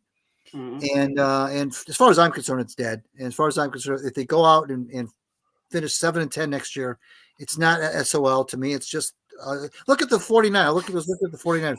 The year after they went to the Super Bowl in 2019. Yep. Lost to the Chiefs. The following year, nobody talks about this. The following year, they were 6-10. Yeah. 6-10. Then they came right back up again. That happens in the NFL. Look at the Rams. 21 Rams versus the 22 Rams. Yeah. Okay. And Nick had a good point earlier. He's absolutely right. I'd have to do some research on it, but he's right. I think he's right that the teams that lose Super Bowls, lose them, are often never heard from again. It's funny how that works. Yeah. Look at the Bengals. Yeah. I mean, they're struggling to find their mojo again. They got a young Joe Burrow. They got a lot of young Jamar Chase. They got a lot of good young guys. They're having trouble. Yeah. Getting back to that level. So. And look at the Bills with Josh Allen. I mean, it's hard in this league. This is not an easy thing. Yeah, you're right. Being a Bills fan must be give you a lot of existential angst at this point. My God! How close they've come over the years to some, and they've had some great quarterbacks and can't get over the hump. Right.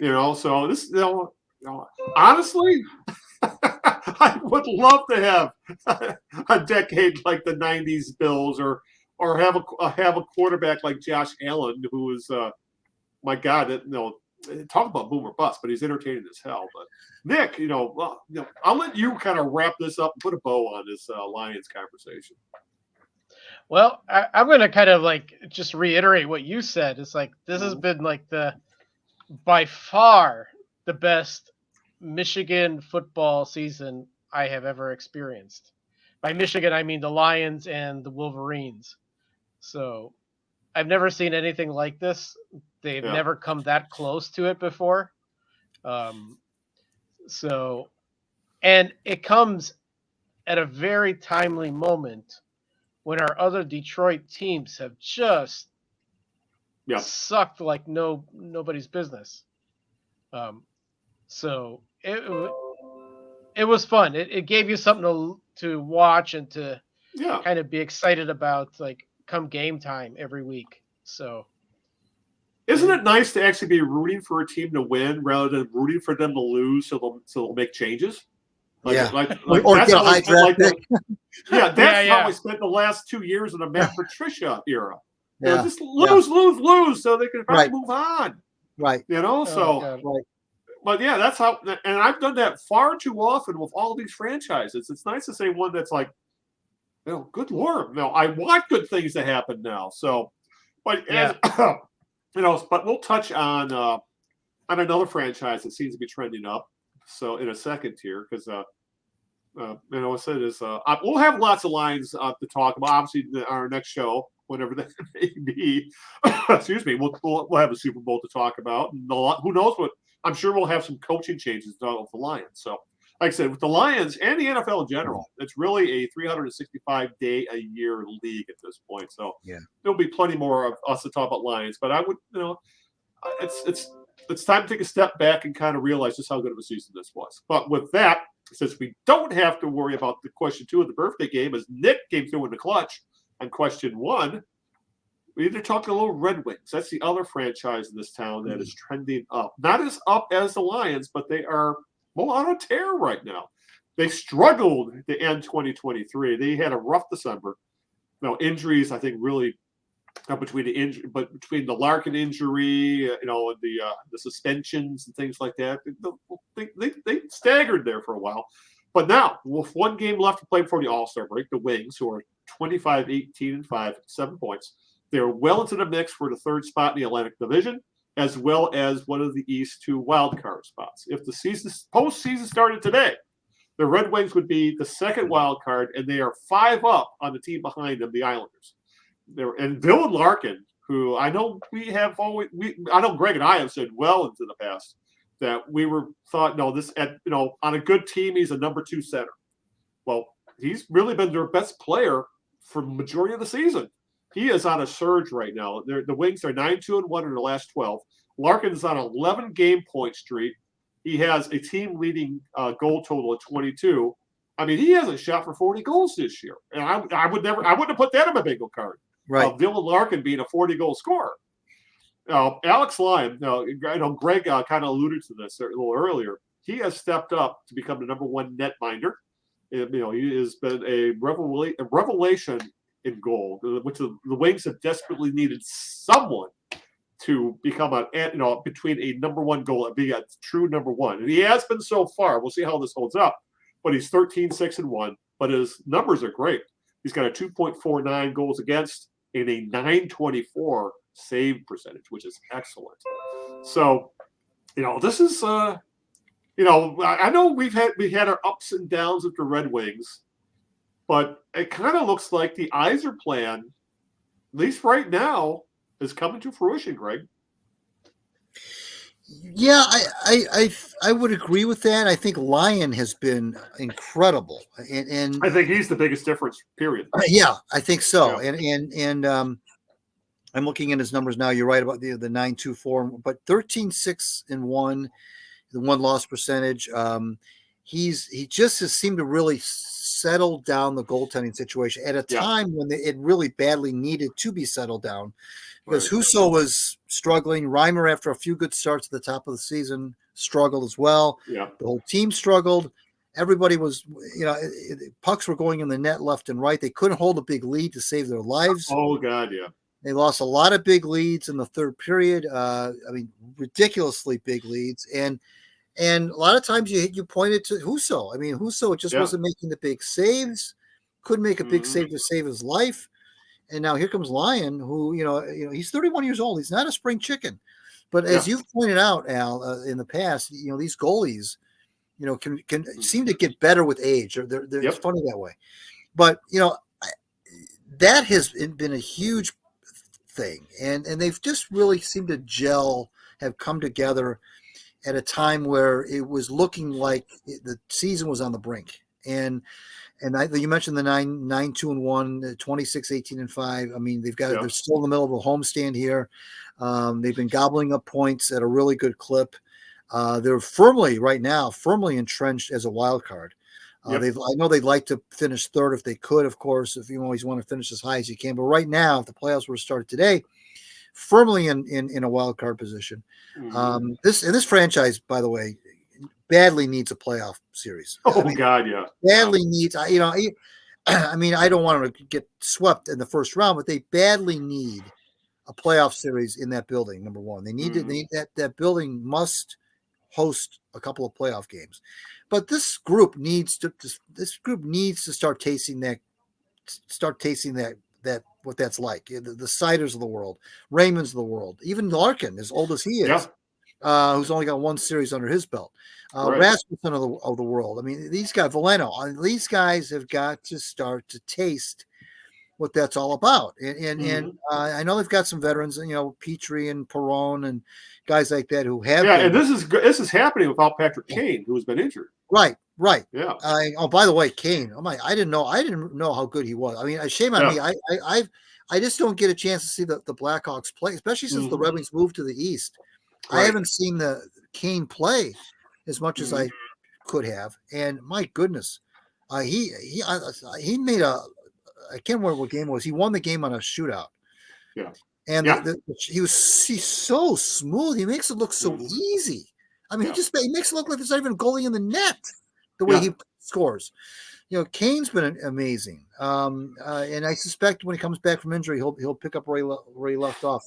But it's these other guys, Al, that he's the Comforts of the world, and Sprong and Gostisbehere and guys like that who are not household names by any stretch, have really right now are starting to kind of find their roles. This is a team, I think, whose sum is greater than its parts, if you will. And so I think that, if you want to say that the eyes are playing, but we're still in that mode though right now where, and Nick likes to use the term "watch the other shoe drop." We're still in danger of that right now. This team I'm not sold yet. I'm not going to sit here and tell you all done. We're finished. There's a lot to do yet, and this team, this next 4 to 6 weeks, will really tell me and everyone if these are indeed, playoff. If this is indeed a playoff team, or this is another tease like we got last year. I don't think though that my instinct tells me this is not a tease. But as long as Lyon is not proving to be having some sort of a peak that he's gonna come down from, as long as he doesn't do that, they've got. I think they will make the playoffs. Yeah. Yeah, I think I'm still I'm waiting for the other shoe to drop. So the reason I say that is they're playing great. They had a bunch of new guys that they brought in this year to help score some goals. A few during the season and then Kane later on. And I think with that many new additions, it takes time to learn to play together. And so, they could have, good stretches and bad stretches. And I think you're right. In the next few weeks is really when you'll be able to tell what you've got. Thankfully, they've got goaltending help, which last year was a disaster. It was just been horrible. But if you look at last year, they started off the season really well. Yeah. Hit a little bit of a rough stretch in December, had a decent January, and then I guess the Ottawa series, the back-to-back with Ottawa was kind of where everything went south. And that was roughly this time of year. So if in February and March they're still playing good hockey, they have a chance to get into the playoffs. So I hope they do. Honestly, I really hope they do. I'd love to see Red Wing hockey back on the map as a contender. So I'm playoff teams in 1 year, I'd be shocked. I know. When was the last time that happened? Yeah. Yeah, we'd have to go back about 10 years. So, but yeah, it's the Wings have been they're scoring goals, which is one thing. I remember last year that's what was killing us. That the offense over the last few years, they had no goal scorers. They've seemed to have taken care of that now. Like Greg mentioned earlier, the defense has been the issue this year, and they've kind of shorted it up over the past month. And I am kind of Nick's. I understand where Nick's coming from. I mean, we saw. I mean, points wise, they're very. I think they only have a couple more than they had last year. As Mick mentioned, this team was in a playoff spot last year. The wheels came off with that Ottawa series in 2 games. So yeah, I mean, I'm excited for the team. I've liked what I've seen over the past month. But yeah, they are still in the prove it to me that you're an actual playoff team and not pretenders. Right. And for that matter, it would be interesting, Greg, as well, is that maybe the Wings will actually be buyers at the trade deadline. We haven't seen that in a while. Well, and and that's what we were talking about last year at this time. Oh, will they be buyers? Yeah. And you mentioned the Ottawa thing and that nightmare, and then it all went sideways. Yeah, and Eisman right out said, I knew right then and there we're not a playoff team. But it looks like they will be buyers. Now, what do they buy? I don't know. Yeah, will they buy another defenseman? Will they buy another forward? I don't know. You're not going to necessarily. It depends on what in the who in the pipeline they want to surrender.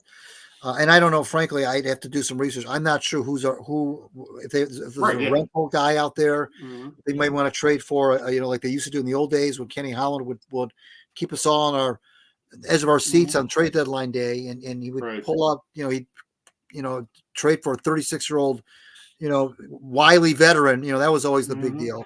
Right. And those wily veterans were always, almost always key contributors to that year's playoff run. So I don't know if there's anything like that out there that Eisman would do. Maybe it'd be a little less high profile, but yeah, I see him adding to the roster at this point. But this is the time now. This is a big one here. The next 4 to 6 weeks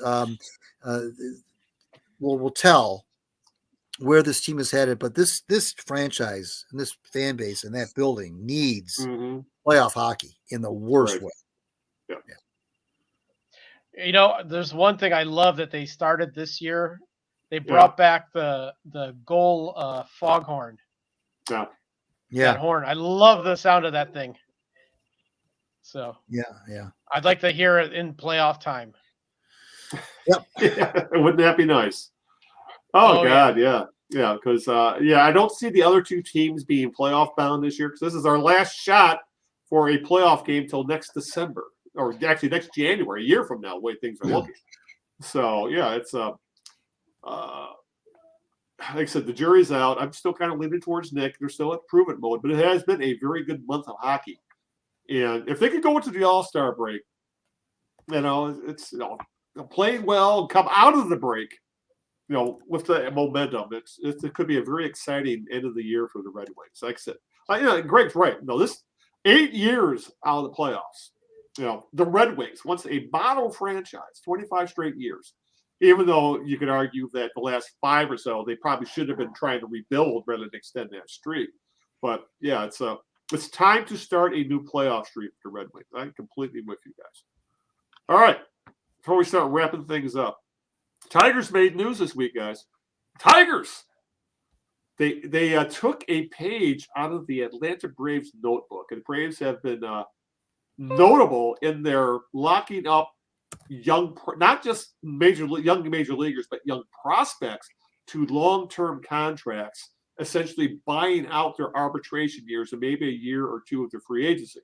Well, the Tigers did exactly that with their top prospect, at least I think their top position prospect, Colt Keith. He's I'm not sure if he's going to play second or third, but he's an infielder. The guy is essentially all bat, not much field. But this is unprecedented with seeing the Tigers do something like this. They locked him up. He's 22 years old. A contract extension that's worth up to $82 million if it goes the full 9 years.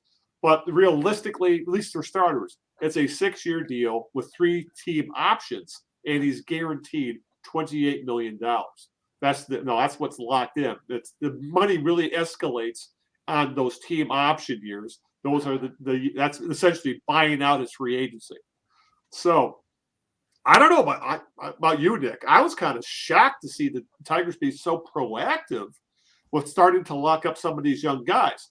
I mean, I'm sure now it's time. Now, do they start doing this with the Riley Greens and Spencer Torkelsons and the Tarek Skubals of the world? But yeah, they have some other prospects where I could see them doing this with. But I don't know about you, Nick, but I was shocked at the Tigers were so proactive with a young player like this. This is something they've never done before.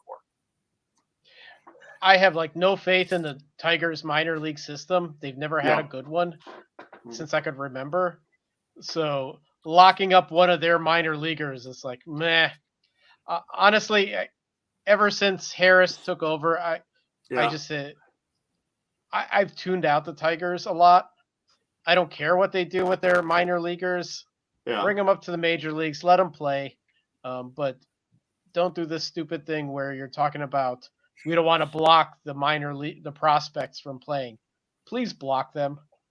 If there's a better player than the prospect, please block them. It's like I'm tired of seeing shitty baseball. I don't want to see a guy developing, like 2 or 3 guys all at the same time and seeing a lousy year of baseball. Forget it. So, oh my God, Nick is so jaded. Well, wait, you haven't heard me talk about the Pistons yet. So, yeah. Well, okay.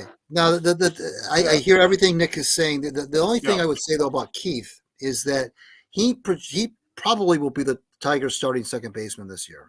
So this is an opening day guy. I don't think this isn't some 19-year-old kid who he won't see the big leagues for 6 years.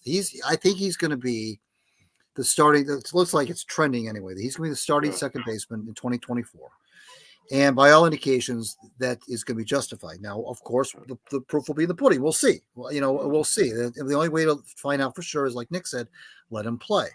But to your point, Al, it is unusual for the team to do this, which might be an indication of maybe this is the Scott Harris fingerprint now. Maybe that's what we're going to start to see more often. But from all indications, this Keith kid is the real deal. Now, again, there have been a lot of players that we thought were the real deal. Cameron Maybin, you name. I can name several others. It's hard to succeed at the big league level. It's not easy, and it's such a difference. There's such a difference between big league pitching and minor league pitching. I mean, it's just not even. It's just so. That's the thing people forget about. It's great to see a guy tear up the minor leagues. I think it's great. He had 373 in A ball. He had 339 in double A ball. I think that's great because that shows that there is indeed some talent there. But these guys that don't, you have to remember that these 373 against the A ball and 343 against the double A ball are against A pitchers and double A pitchers. Okay. Yeah. Now when they get to the big, look at Torkelson. You get to the big league level. That's why it's so impressive to me. When a kid comes through the system and at age, maybe, 22, 23, and lights up the big leagues, that is, how hard that is to do? These are the best pitchers in the world. And you've got guys coming out of the bullpen throwing 95 miles an hour. You've got, you have starting pitchers that never see you 3 times. You usually only see it twice. And then after that, you're facing the bullpen. And that's even harder to do. Back in the older days when we started watching baseball and following it, you always got 4 at-bats against the same pitcher in a game. Never. I mean, it's hardly ever the case now. So for anyone that's why I didn't want anybody to write off Torkelson last year. I said, just come on, cool it a little bit. Yeah, it doesn't look good now. And look at the second half that he had. Something happened. Something clicked. I'm not sure if it was coaching or it just got it. But something clicked with this guy. And he was a different player after the All-Star break. Yeah. So and it's just not easy. It's not easy to come as a young man and play in the big leagues and face that kind of pitching for 6 months. And it's just not. And so the ones that can do it are very, very special. So if this Keith kid is anywhere near what they say he is, it's great. But again, to Nick's point, he has to play. Yeah.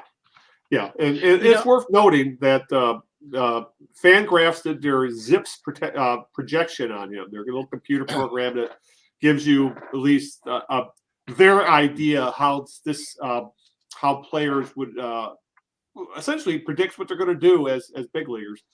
And they predict him to be, over the next 9 seasons, to be a 2 to 3 WAR player. That is a legit big everyday big league player. And if you're paying a legit big league player $9 million a year, that's a steal in today's market. And these are his comps. These are the comps that they bring up: Eric Chavez, Hank Blaylock, Nick Castellanos, Ryan Zimmerman, Travis Fryman, Joe Creedy, all legitimate all-star level ball players.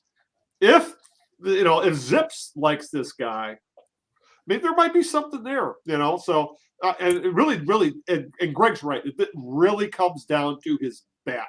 his bat is what's going to carry him in the big leagues. And if he hits, no, he's going to be a steal on this long-term contract. If he doesn't, well, it's not enough money where it's going to cripple him. And I think that's, I really do think we're going to see more and more teams do this, just and try to lock up their top prospects into their arbitration years. Just because of it kind of works out both ways. It allows the team to keep their payroll at a manageable level, I guess, which, I could care less about a billionaire or how many billionaires can, but it does help with the payroll, but it also gives these kids generational wealth. Maybe honestly, if this works, even if he doesn't get those 3-team option years, Colt Keefe is going to walk away with $28 million. Even if this career goes in the tank, he's still getting $28 million. So I can see why these young players, these very talented young players, are going to do this because this is a bird in the hand is worth is more than two in the bush, so to speak.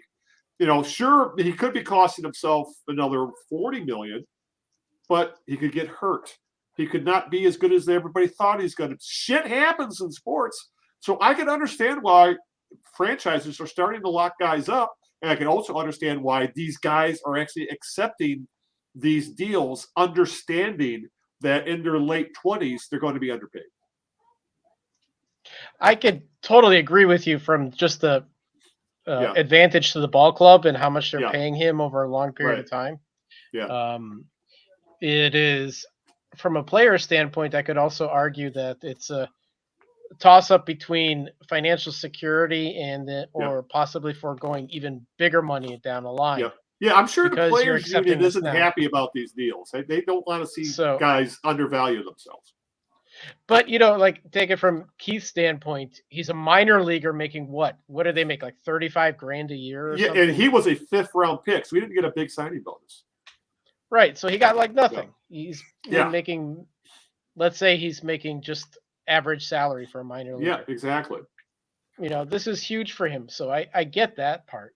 Mm-hmm. Is it minimize the risk on the Tigers' part? Yeah, so I can see why they do a contract like that.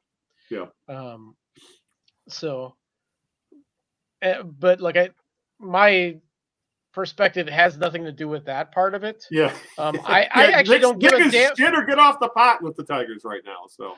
Well, I'm sick of hearing about minor leaguers and how they're going to be great in 5 years. Well, fuck it. I've had 10 years of lousy baseball, so I don't want to see that anymore. And I want to see them be competitive, not be the development, the 4A development league for players. So especially in a division that is there for the taking. It is not a good division. Yeah, I mean, So, 85. You win 85 games, you're probably in the running to win the damn division title. That's right. Yeah, I would say so. Yeah. Somebody pointed out. I didn't know that. I didn't really realize this. Yeah. Our old friend Iffy the Dopester on Twitter, who's a wonderful. If anybody doesn't follow Iffy the Dopester on Twitter, by the way, he is a wonderful, what a great account that is. I know who he is. His real name is, I'm not going to reveal it, but he was born. I think he was born in '68, and he's just a wealth. He's always posting Detroit sports trivia stuff. He's got all this stuff. These mementos that he always posts photographs of and these old programs, and he's just a delight. And he pointed out that after the Tigers started out 2-9 last year, they actually went 76-75. Yeah, which is really kind of, he's right. I mean, because they finished 6 games under 500, and they started out 7 games under. So but you're right, Al. You get you get mid 80s in the win column. Yeah, you're in the mix because the White Sox stink, the Royals stink, and the Guardians aren't very good. So you have a legitimate chance at 85.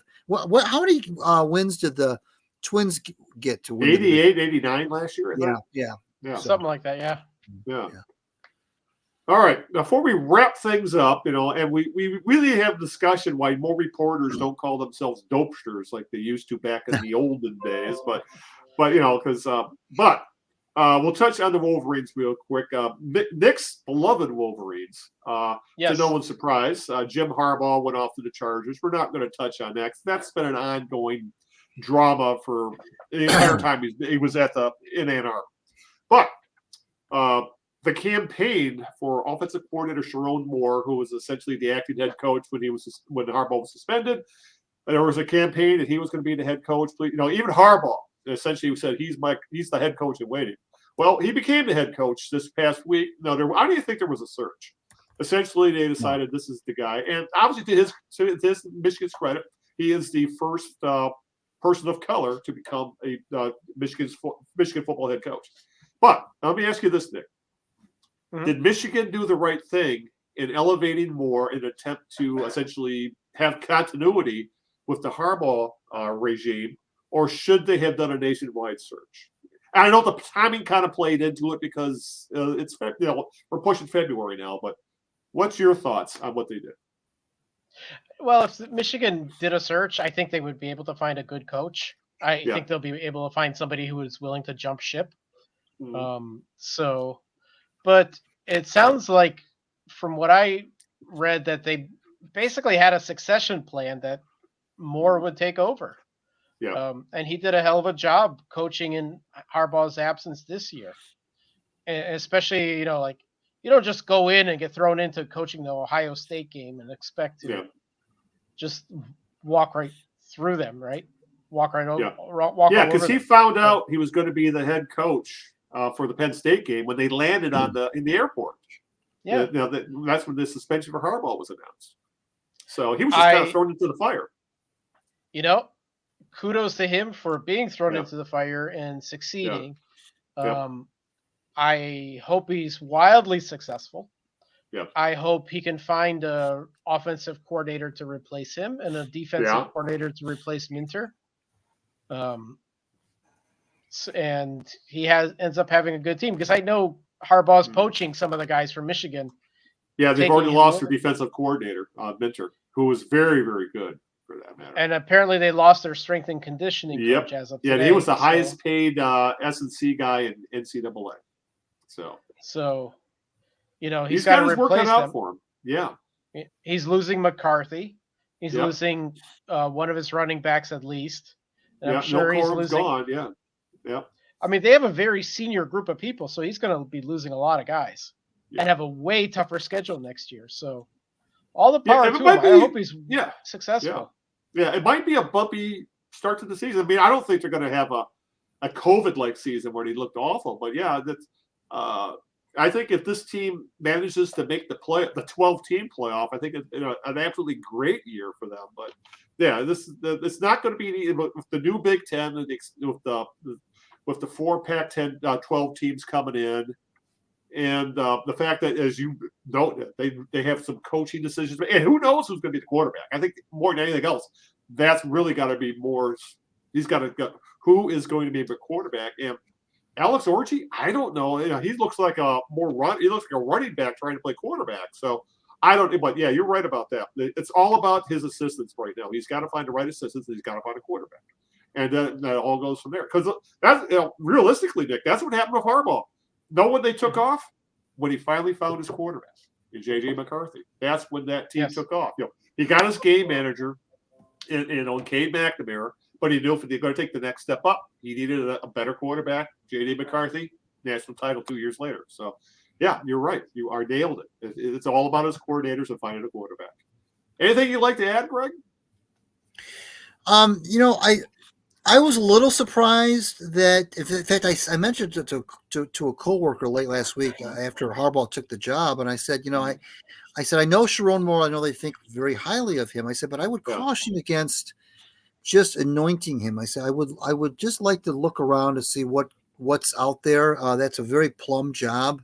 Yeah. And it'd be interesting to see who might have thrown their hat in the ring and what you could do. Yeah. But at the same time, I mean, it's I guess it's in a way it is kind of nice that it was drama free. Yeah. You know, there was enough drama with Harbaugh leaving that it was, I guess, kind of refreshing. Yeah. That the new coach was done so seamlessly and so quickly. Maybe that's what the program needed, was just let's not turn this into a 3-ring circus and have weeks of speculation and everybody and their brother rumored to be the new coach, and just have this transition. Clearly clearly this guy, they feel, has got what it takes, and he probably, you know, in Michigan circles has probably earned this chance. Yeah. And, you know, I kind of like it. I kind of like, you know, at first I was a little surprised, taken aback, but I kind of like that it was very drama free and kind of boring. You know, just elevate. You know, it's kind of boring. It's not big news. It's not going to move the meter from a news perspective, or even maybe even get the fan base all that excited. But maybe that's what the program needs. Yeah. I mean, you don't want to track private airplane trackers and stuff. I was just going to say that was the most asinine thing that. Oh my God.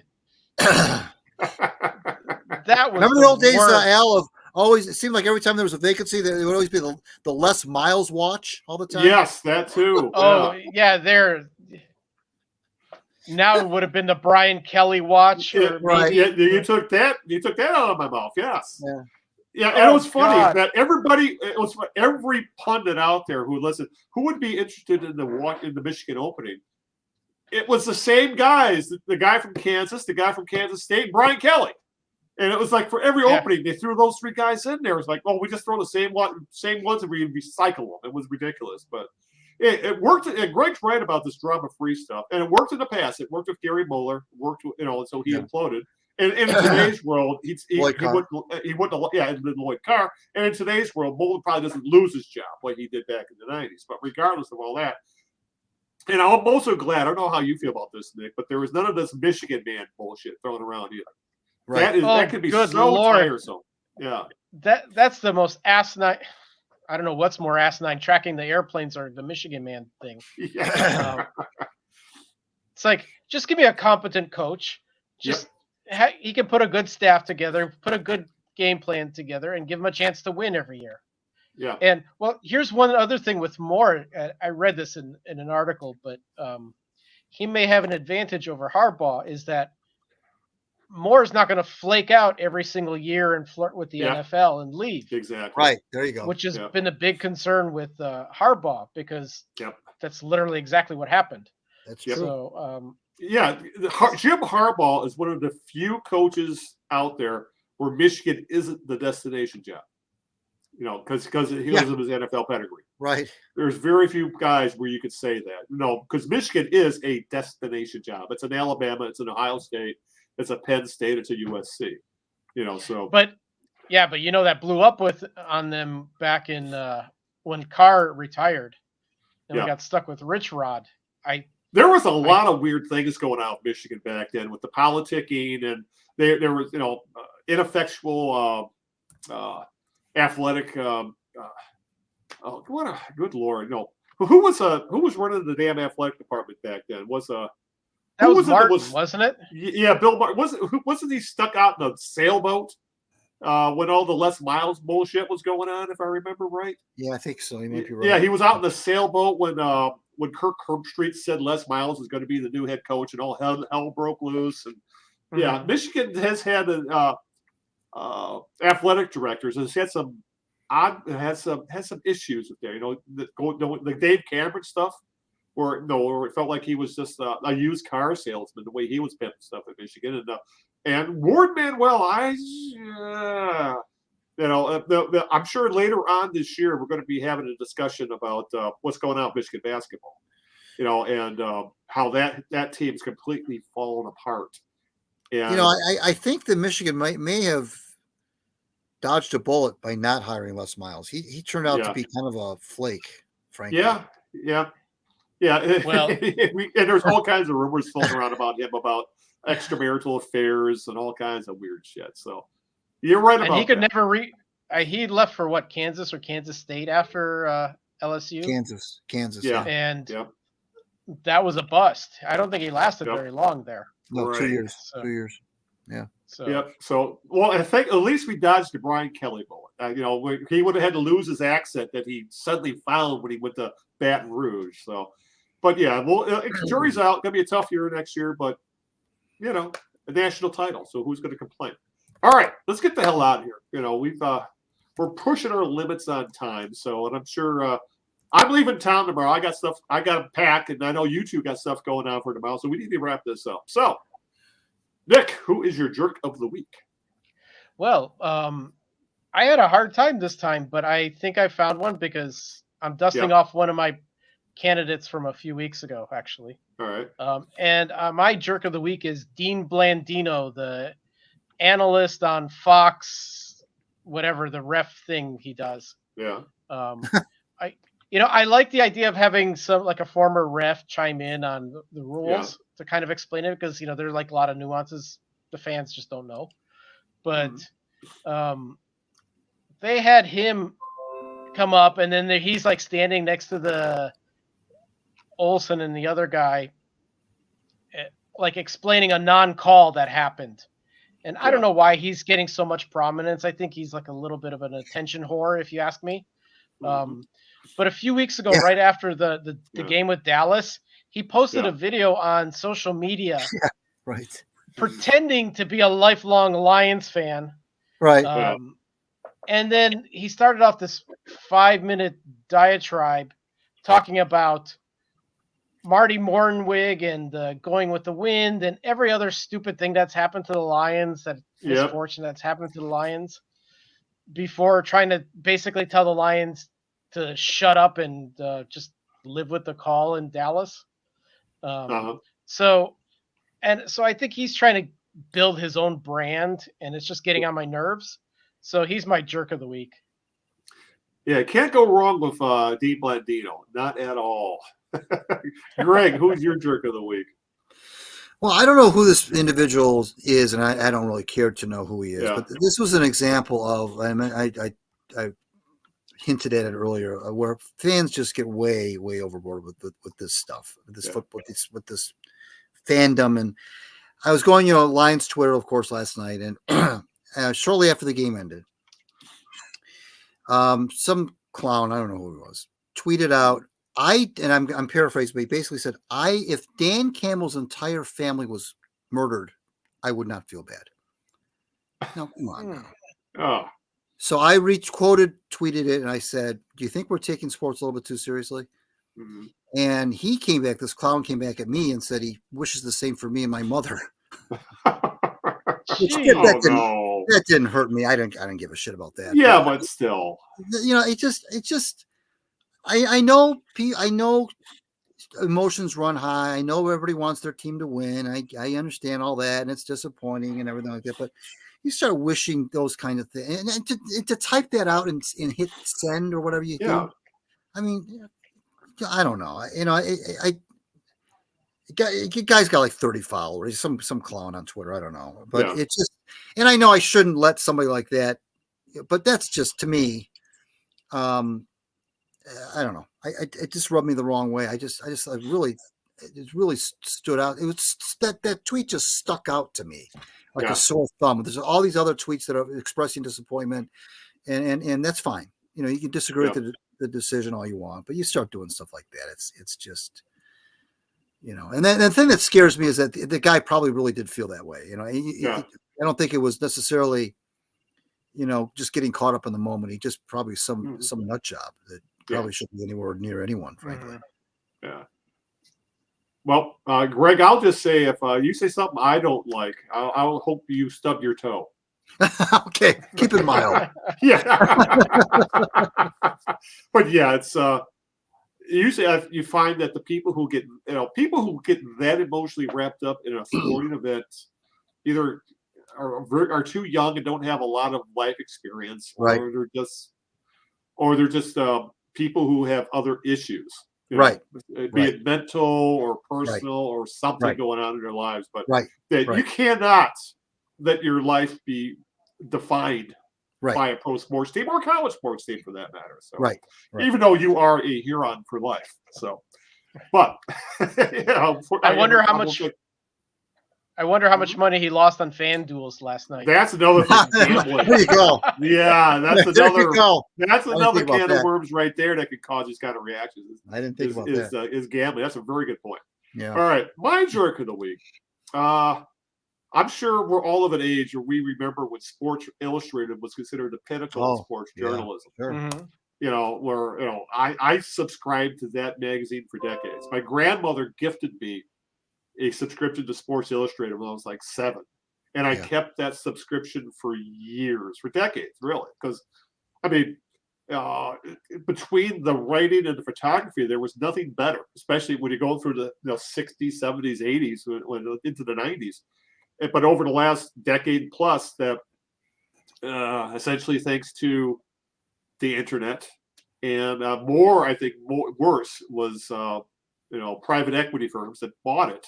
And essentially bought it for the brand name and then licensed out the actual publication to a different group.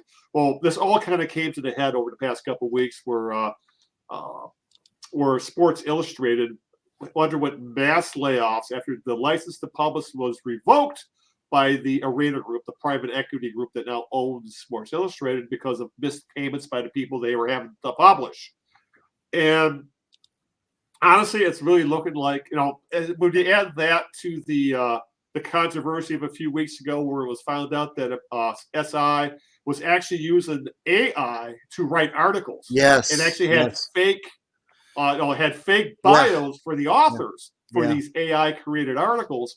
I mean, to go from guys like Paul Zimmerman and Frank DeFord to AI generated articles in like 20 years. How far the mighty have fallen. So my jerk of the week is private equity for what they've done to something to essentially turn Sports Illustrated into the next Westinghouse or Black and Deck, or Bell and Howell, which is essentially just a name to slap on stuff. Doesn't do anything anymore. And to the people who ran Sports Illustrated into the ground, it's going to be a sad demise for what was once the pinnacle of sports journalism. Honestly, sports journalism is looking really bad as it is, because like the Los Angeles Times laid off beat writers for the Dodgers. And after all the news that the Dodgers made this year, with the people they signed and what they're expected that to do, and they laid off the Dodgers beat writer. I mean, I don't know what's going on in journalism, guys, but it's not good. So that's my jerk of the week. No, that's for sure. Yeah. All right, let's get the hell out of here. So, Greg, why don't you get out the social media stuff, the thank yous, and maybe give us an update on who we may have it on the show later. Absolutely. We'll do that for you right now. 2 weeks from now, we will have our NBA stat guru, City Hall, will join us, talk about the Pistons. Don't know yet whether we'll have Coach Creighton from Eastern Michigan. That's still being hashed out. If not, February 13th, and maybe we can have him for February 27th. And Nick's got some guests he's working on as well. So now we've got two of us that are trying to bring you some guests. You can, of course, follow me on Twitter at Greg Eno, and please subscribe to my Substack, gregeno.substack.com. Follow the Knee Jerks on Twitter at the Knee Jerks. And I want to, of course, thank my lovely wife, Sharon, for putting up with this nonsense every 2 weeks. And thank you guys for making, in this case, Monday nights so gosh darn fun.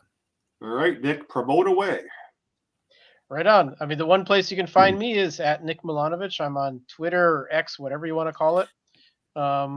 Chatting away about Detroit sports most of the time. Occasionally something else, but most of the time it's been Detroit sports. I warn you, I'll rant a lot about the Pistons nowadays, so that's my thing. Oh yeah, Pistons Twitter. They are not a happy group right now. I can just imagine what that must be like. All right, I might be the worst one. Oh my God, you're probably wishing that that Monty will stub his toe too. I'm sure. So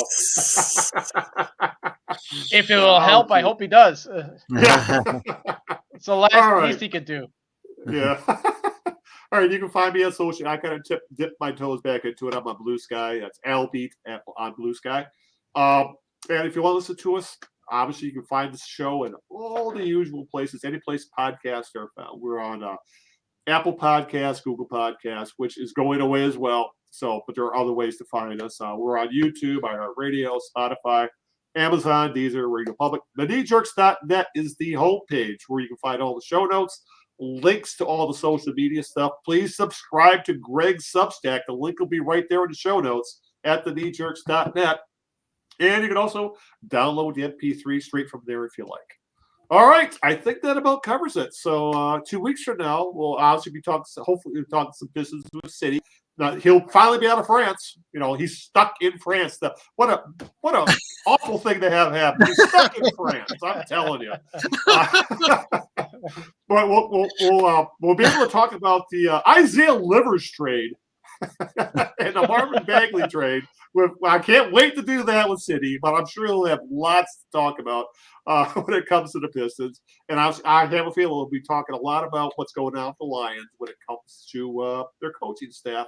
And we'll have a Super Bowl to talk about as well. So with that, I think it's time to get the hell out of here. So like I said, be on the lookout on social media for updates on guests. And with that, let's get the hell out of here. So until this time 2 weeks from now, when hopefully things will be back to normal and we won't have prior commitments or traveling, this is Al Beaton saying good evening, good luck, and aloha. It's Nick saying ciao, guys, from the left coast. Yes. I forgot to say Nick. Yeah. Ciao, Italy. We'll see you in 2 weeks. All right. Good night, everybody. Good night. All right. Good night.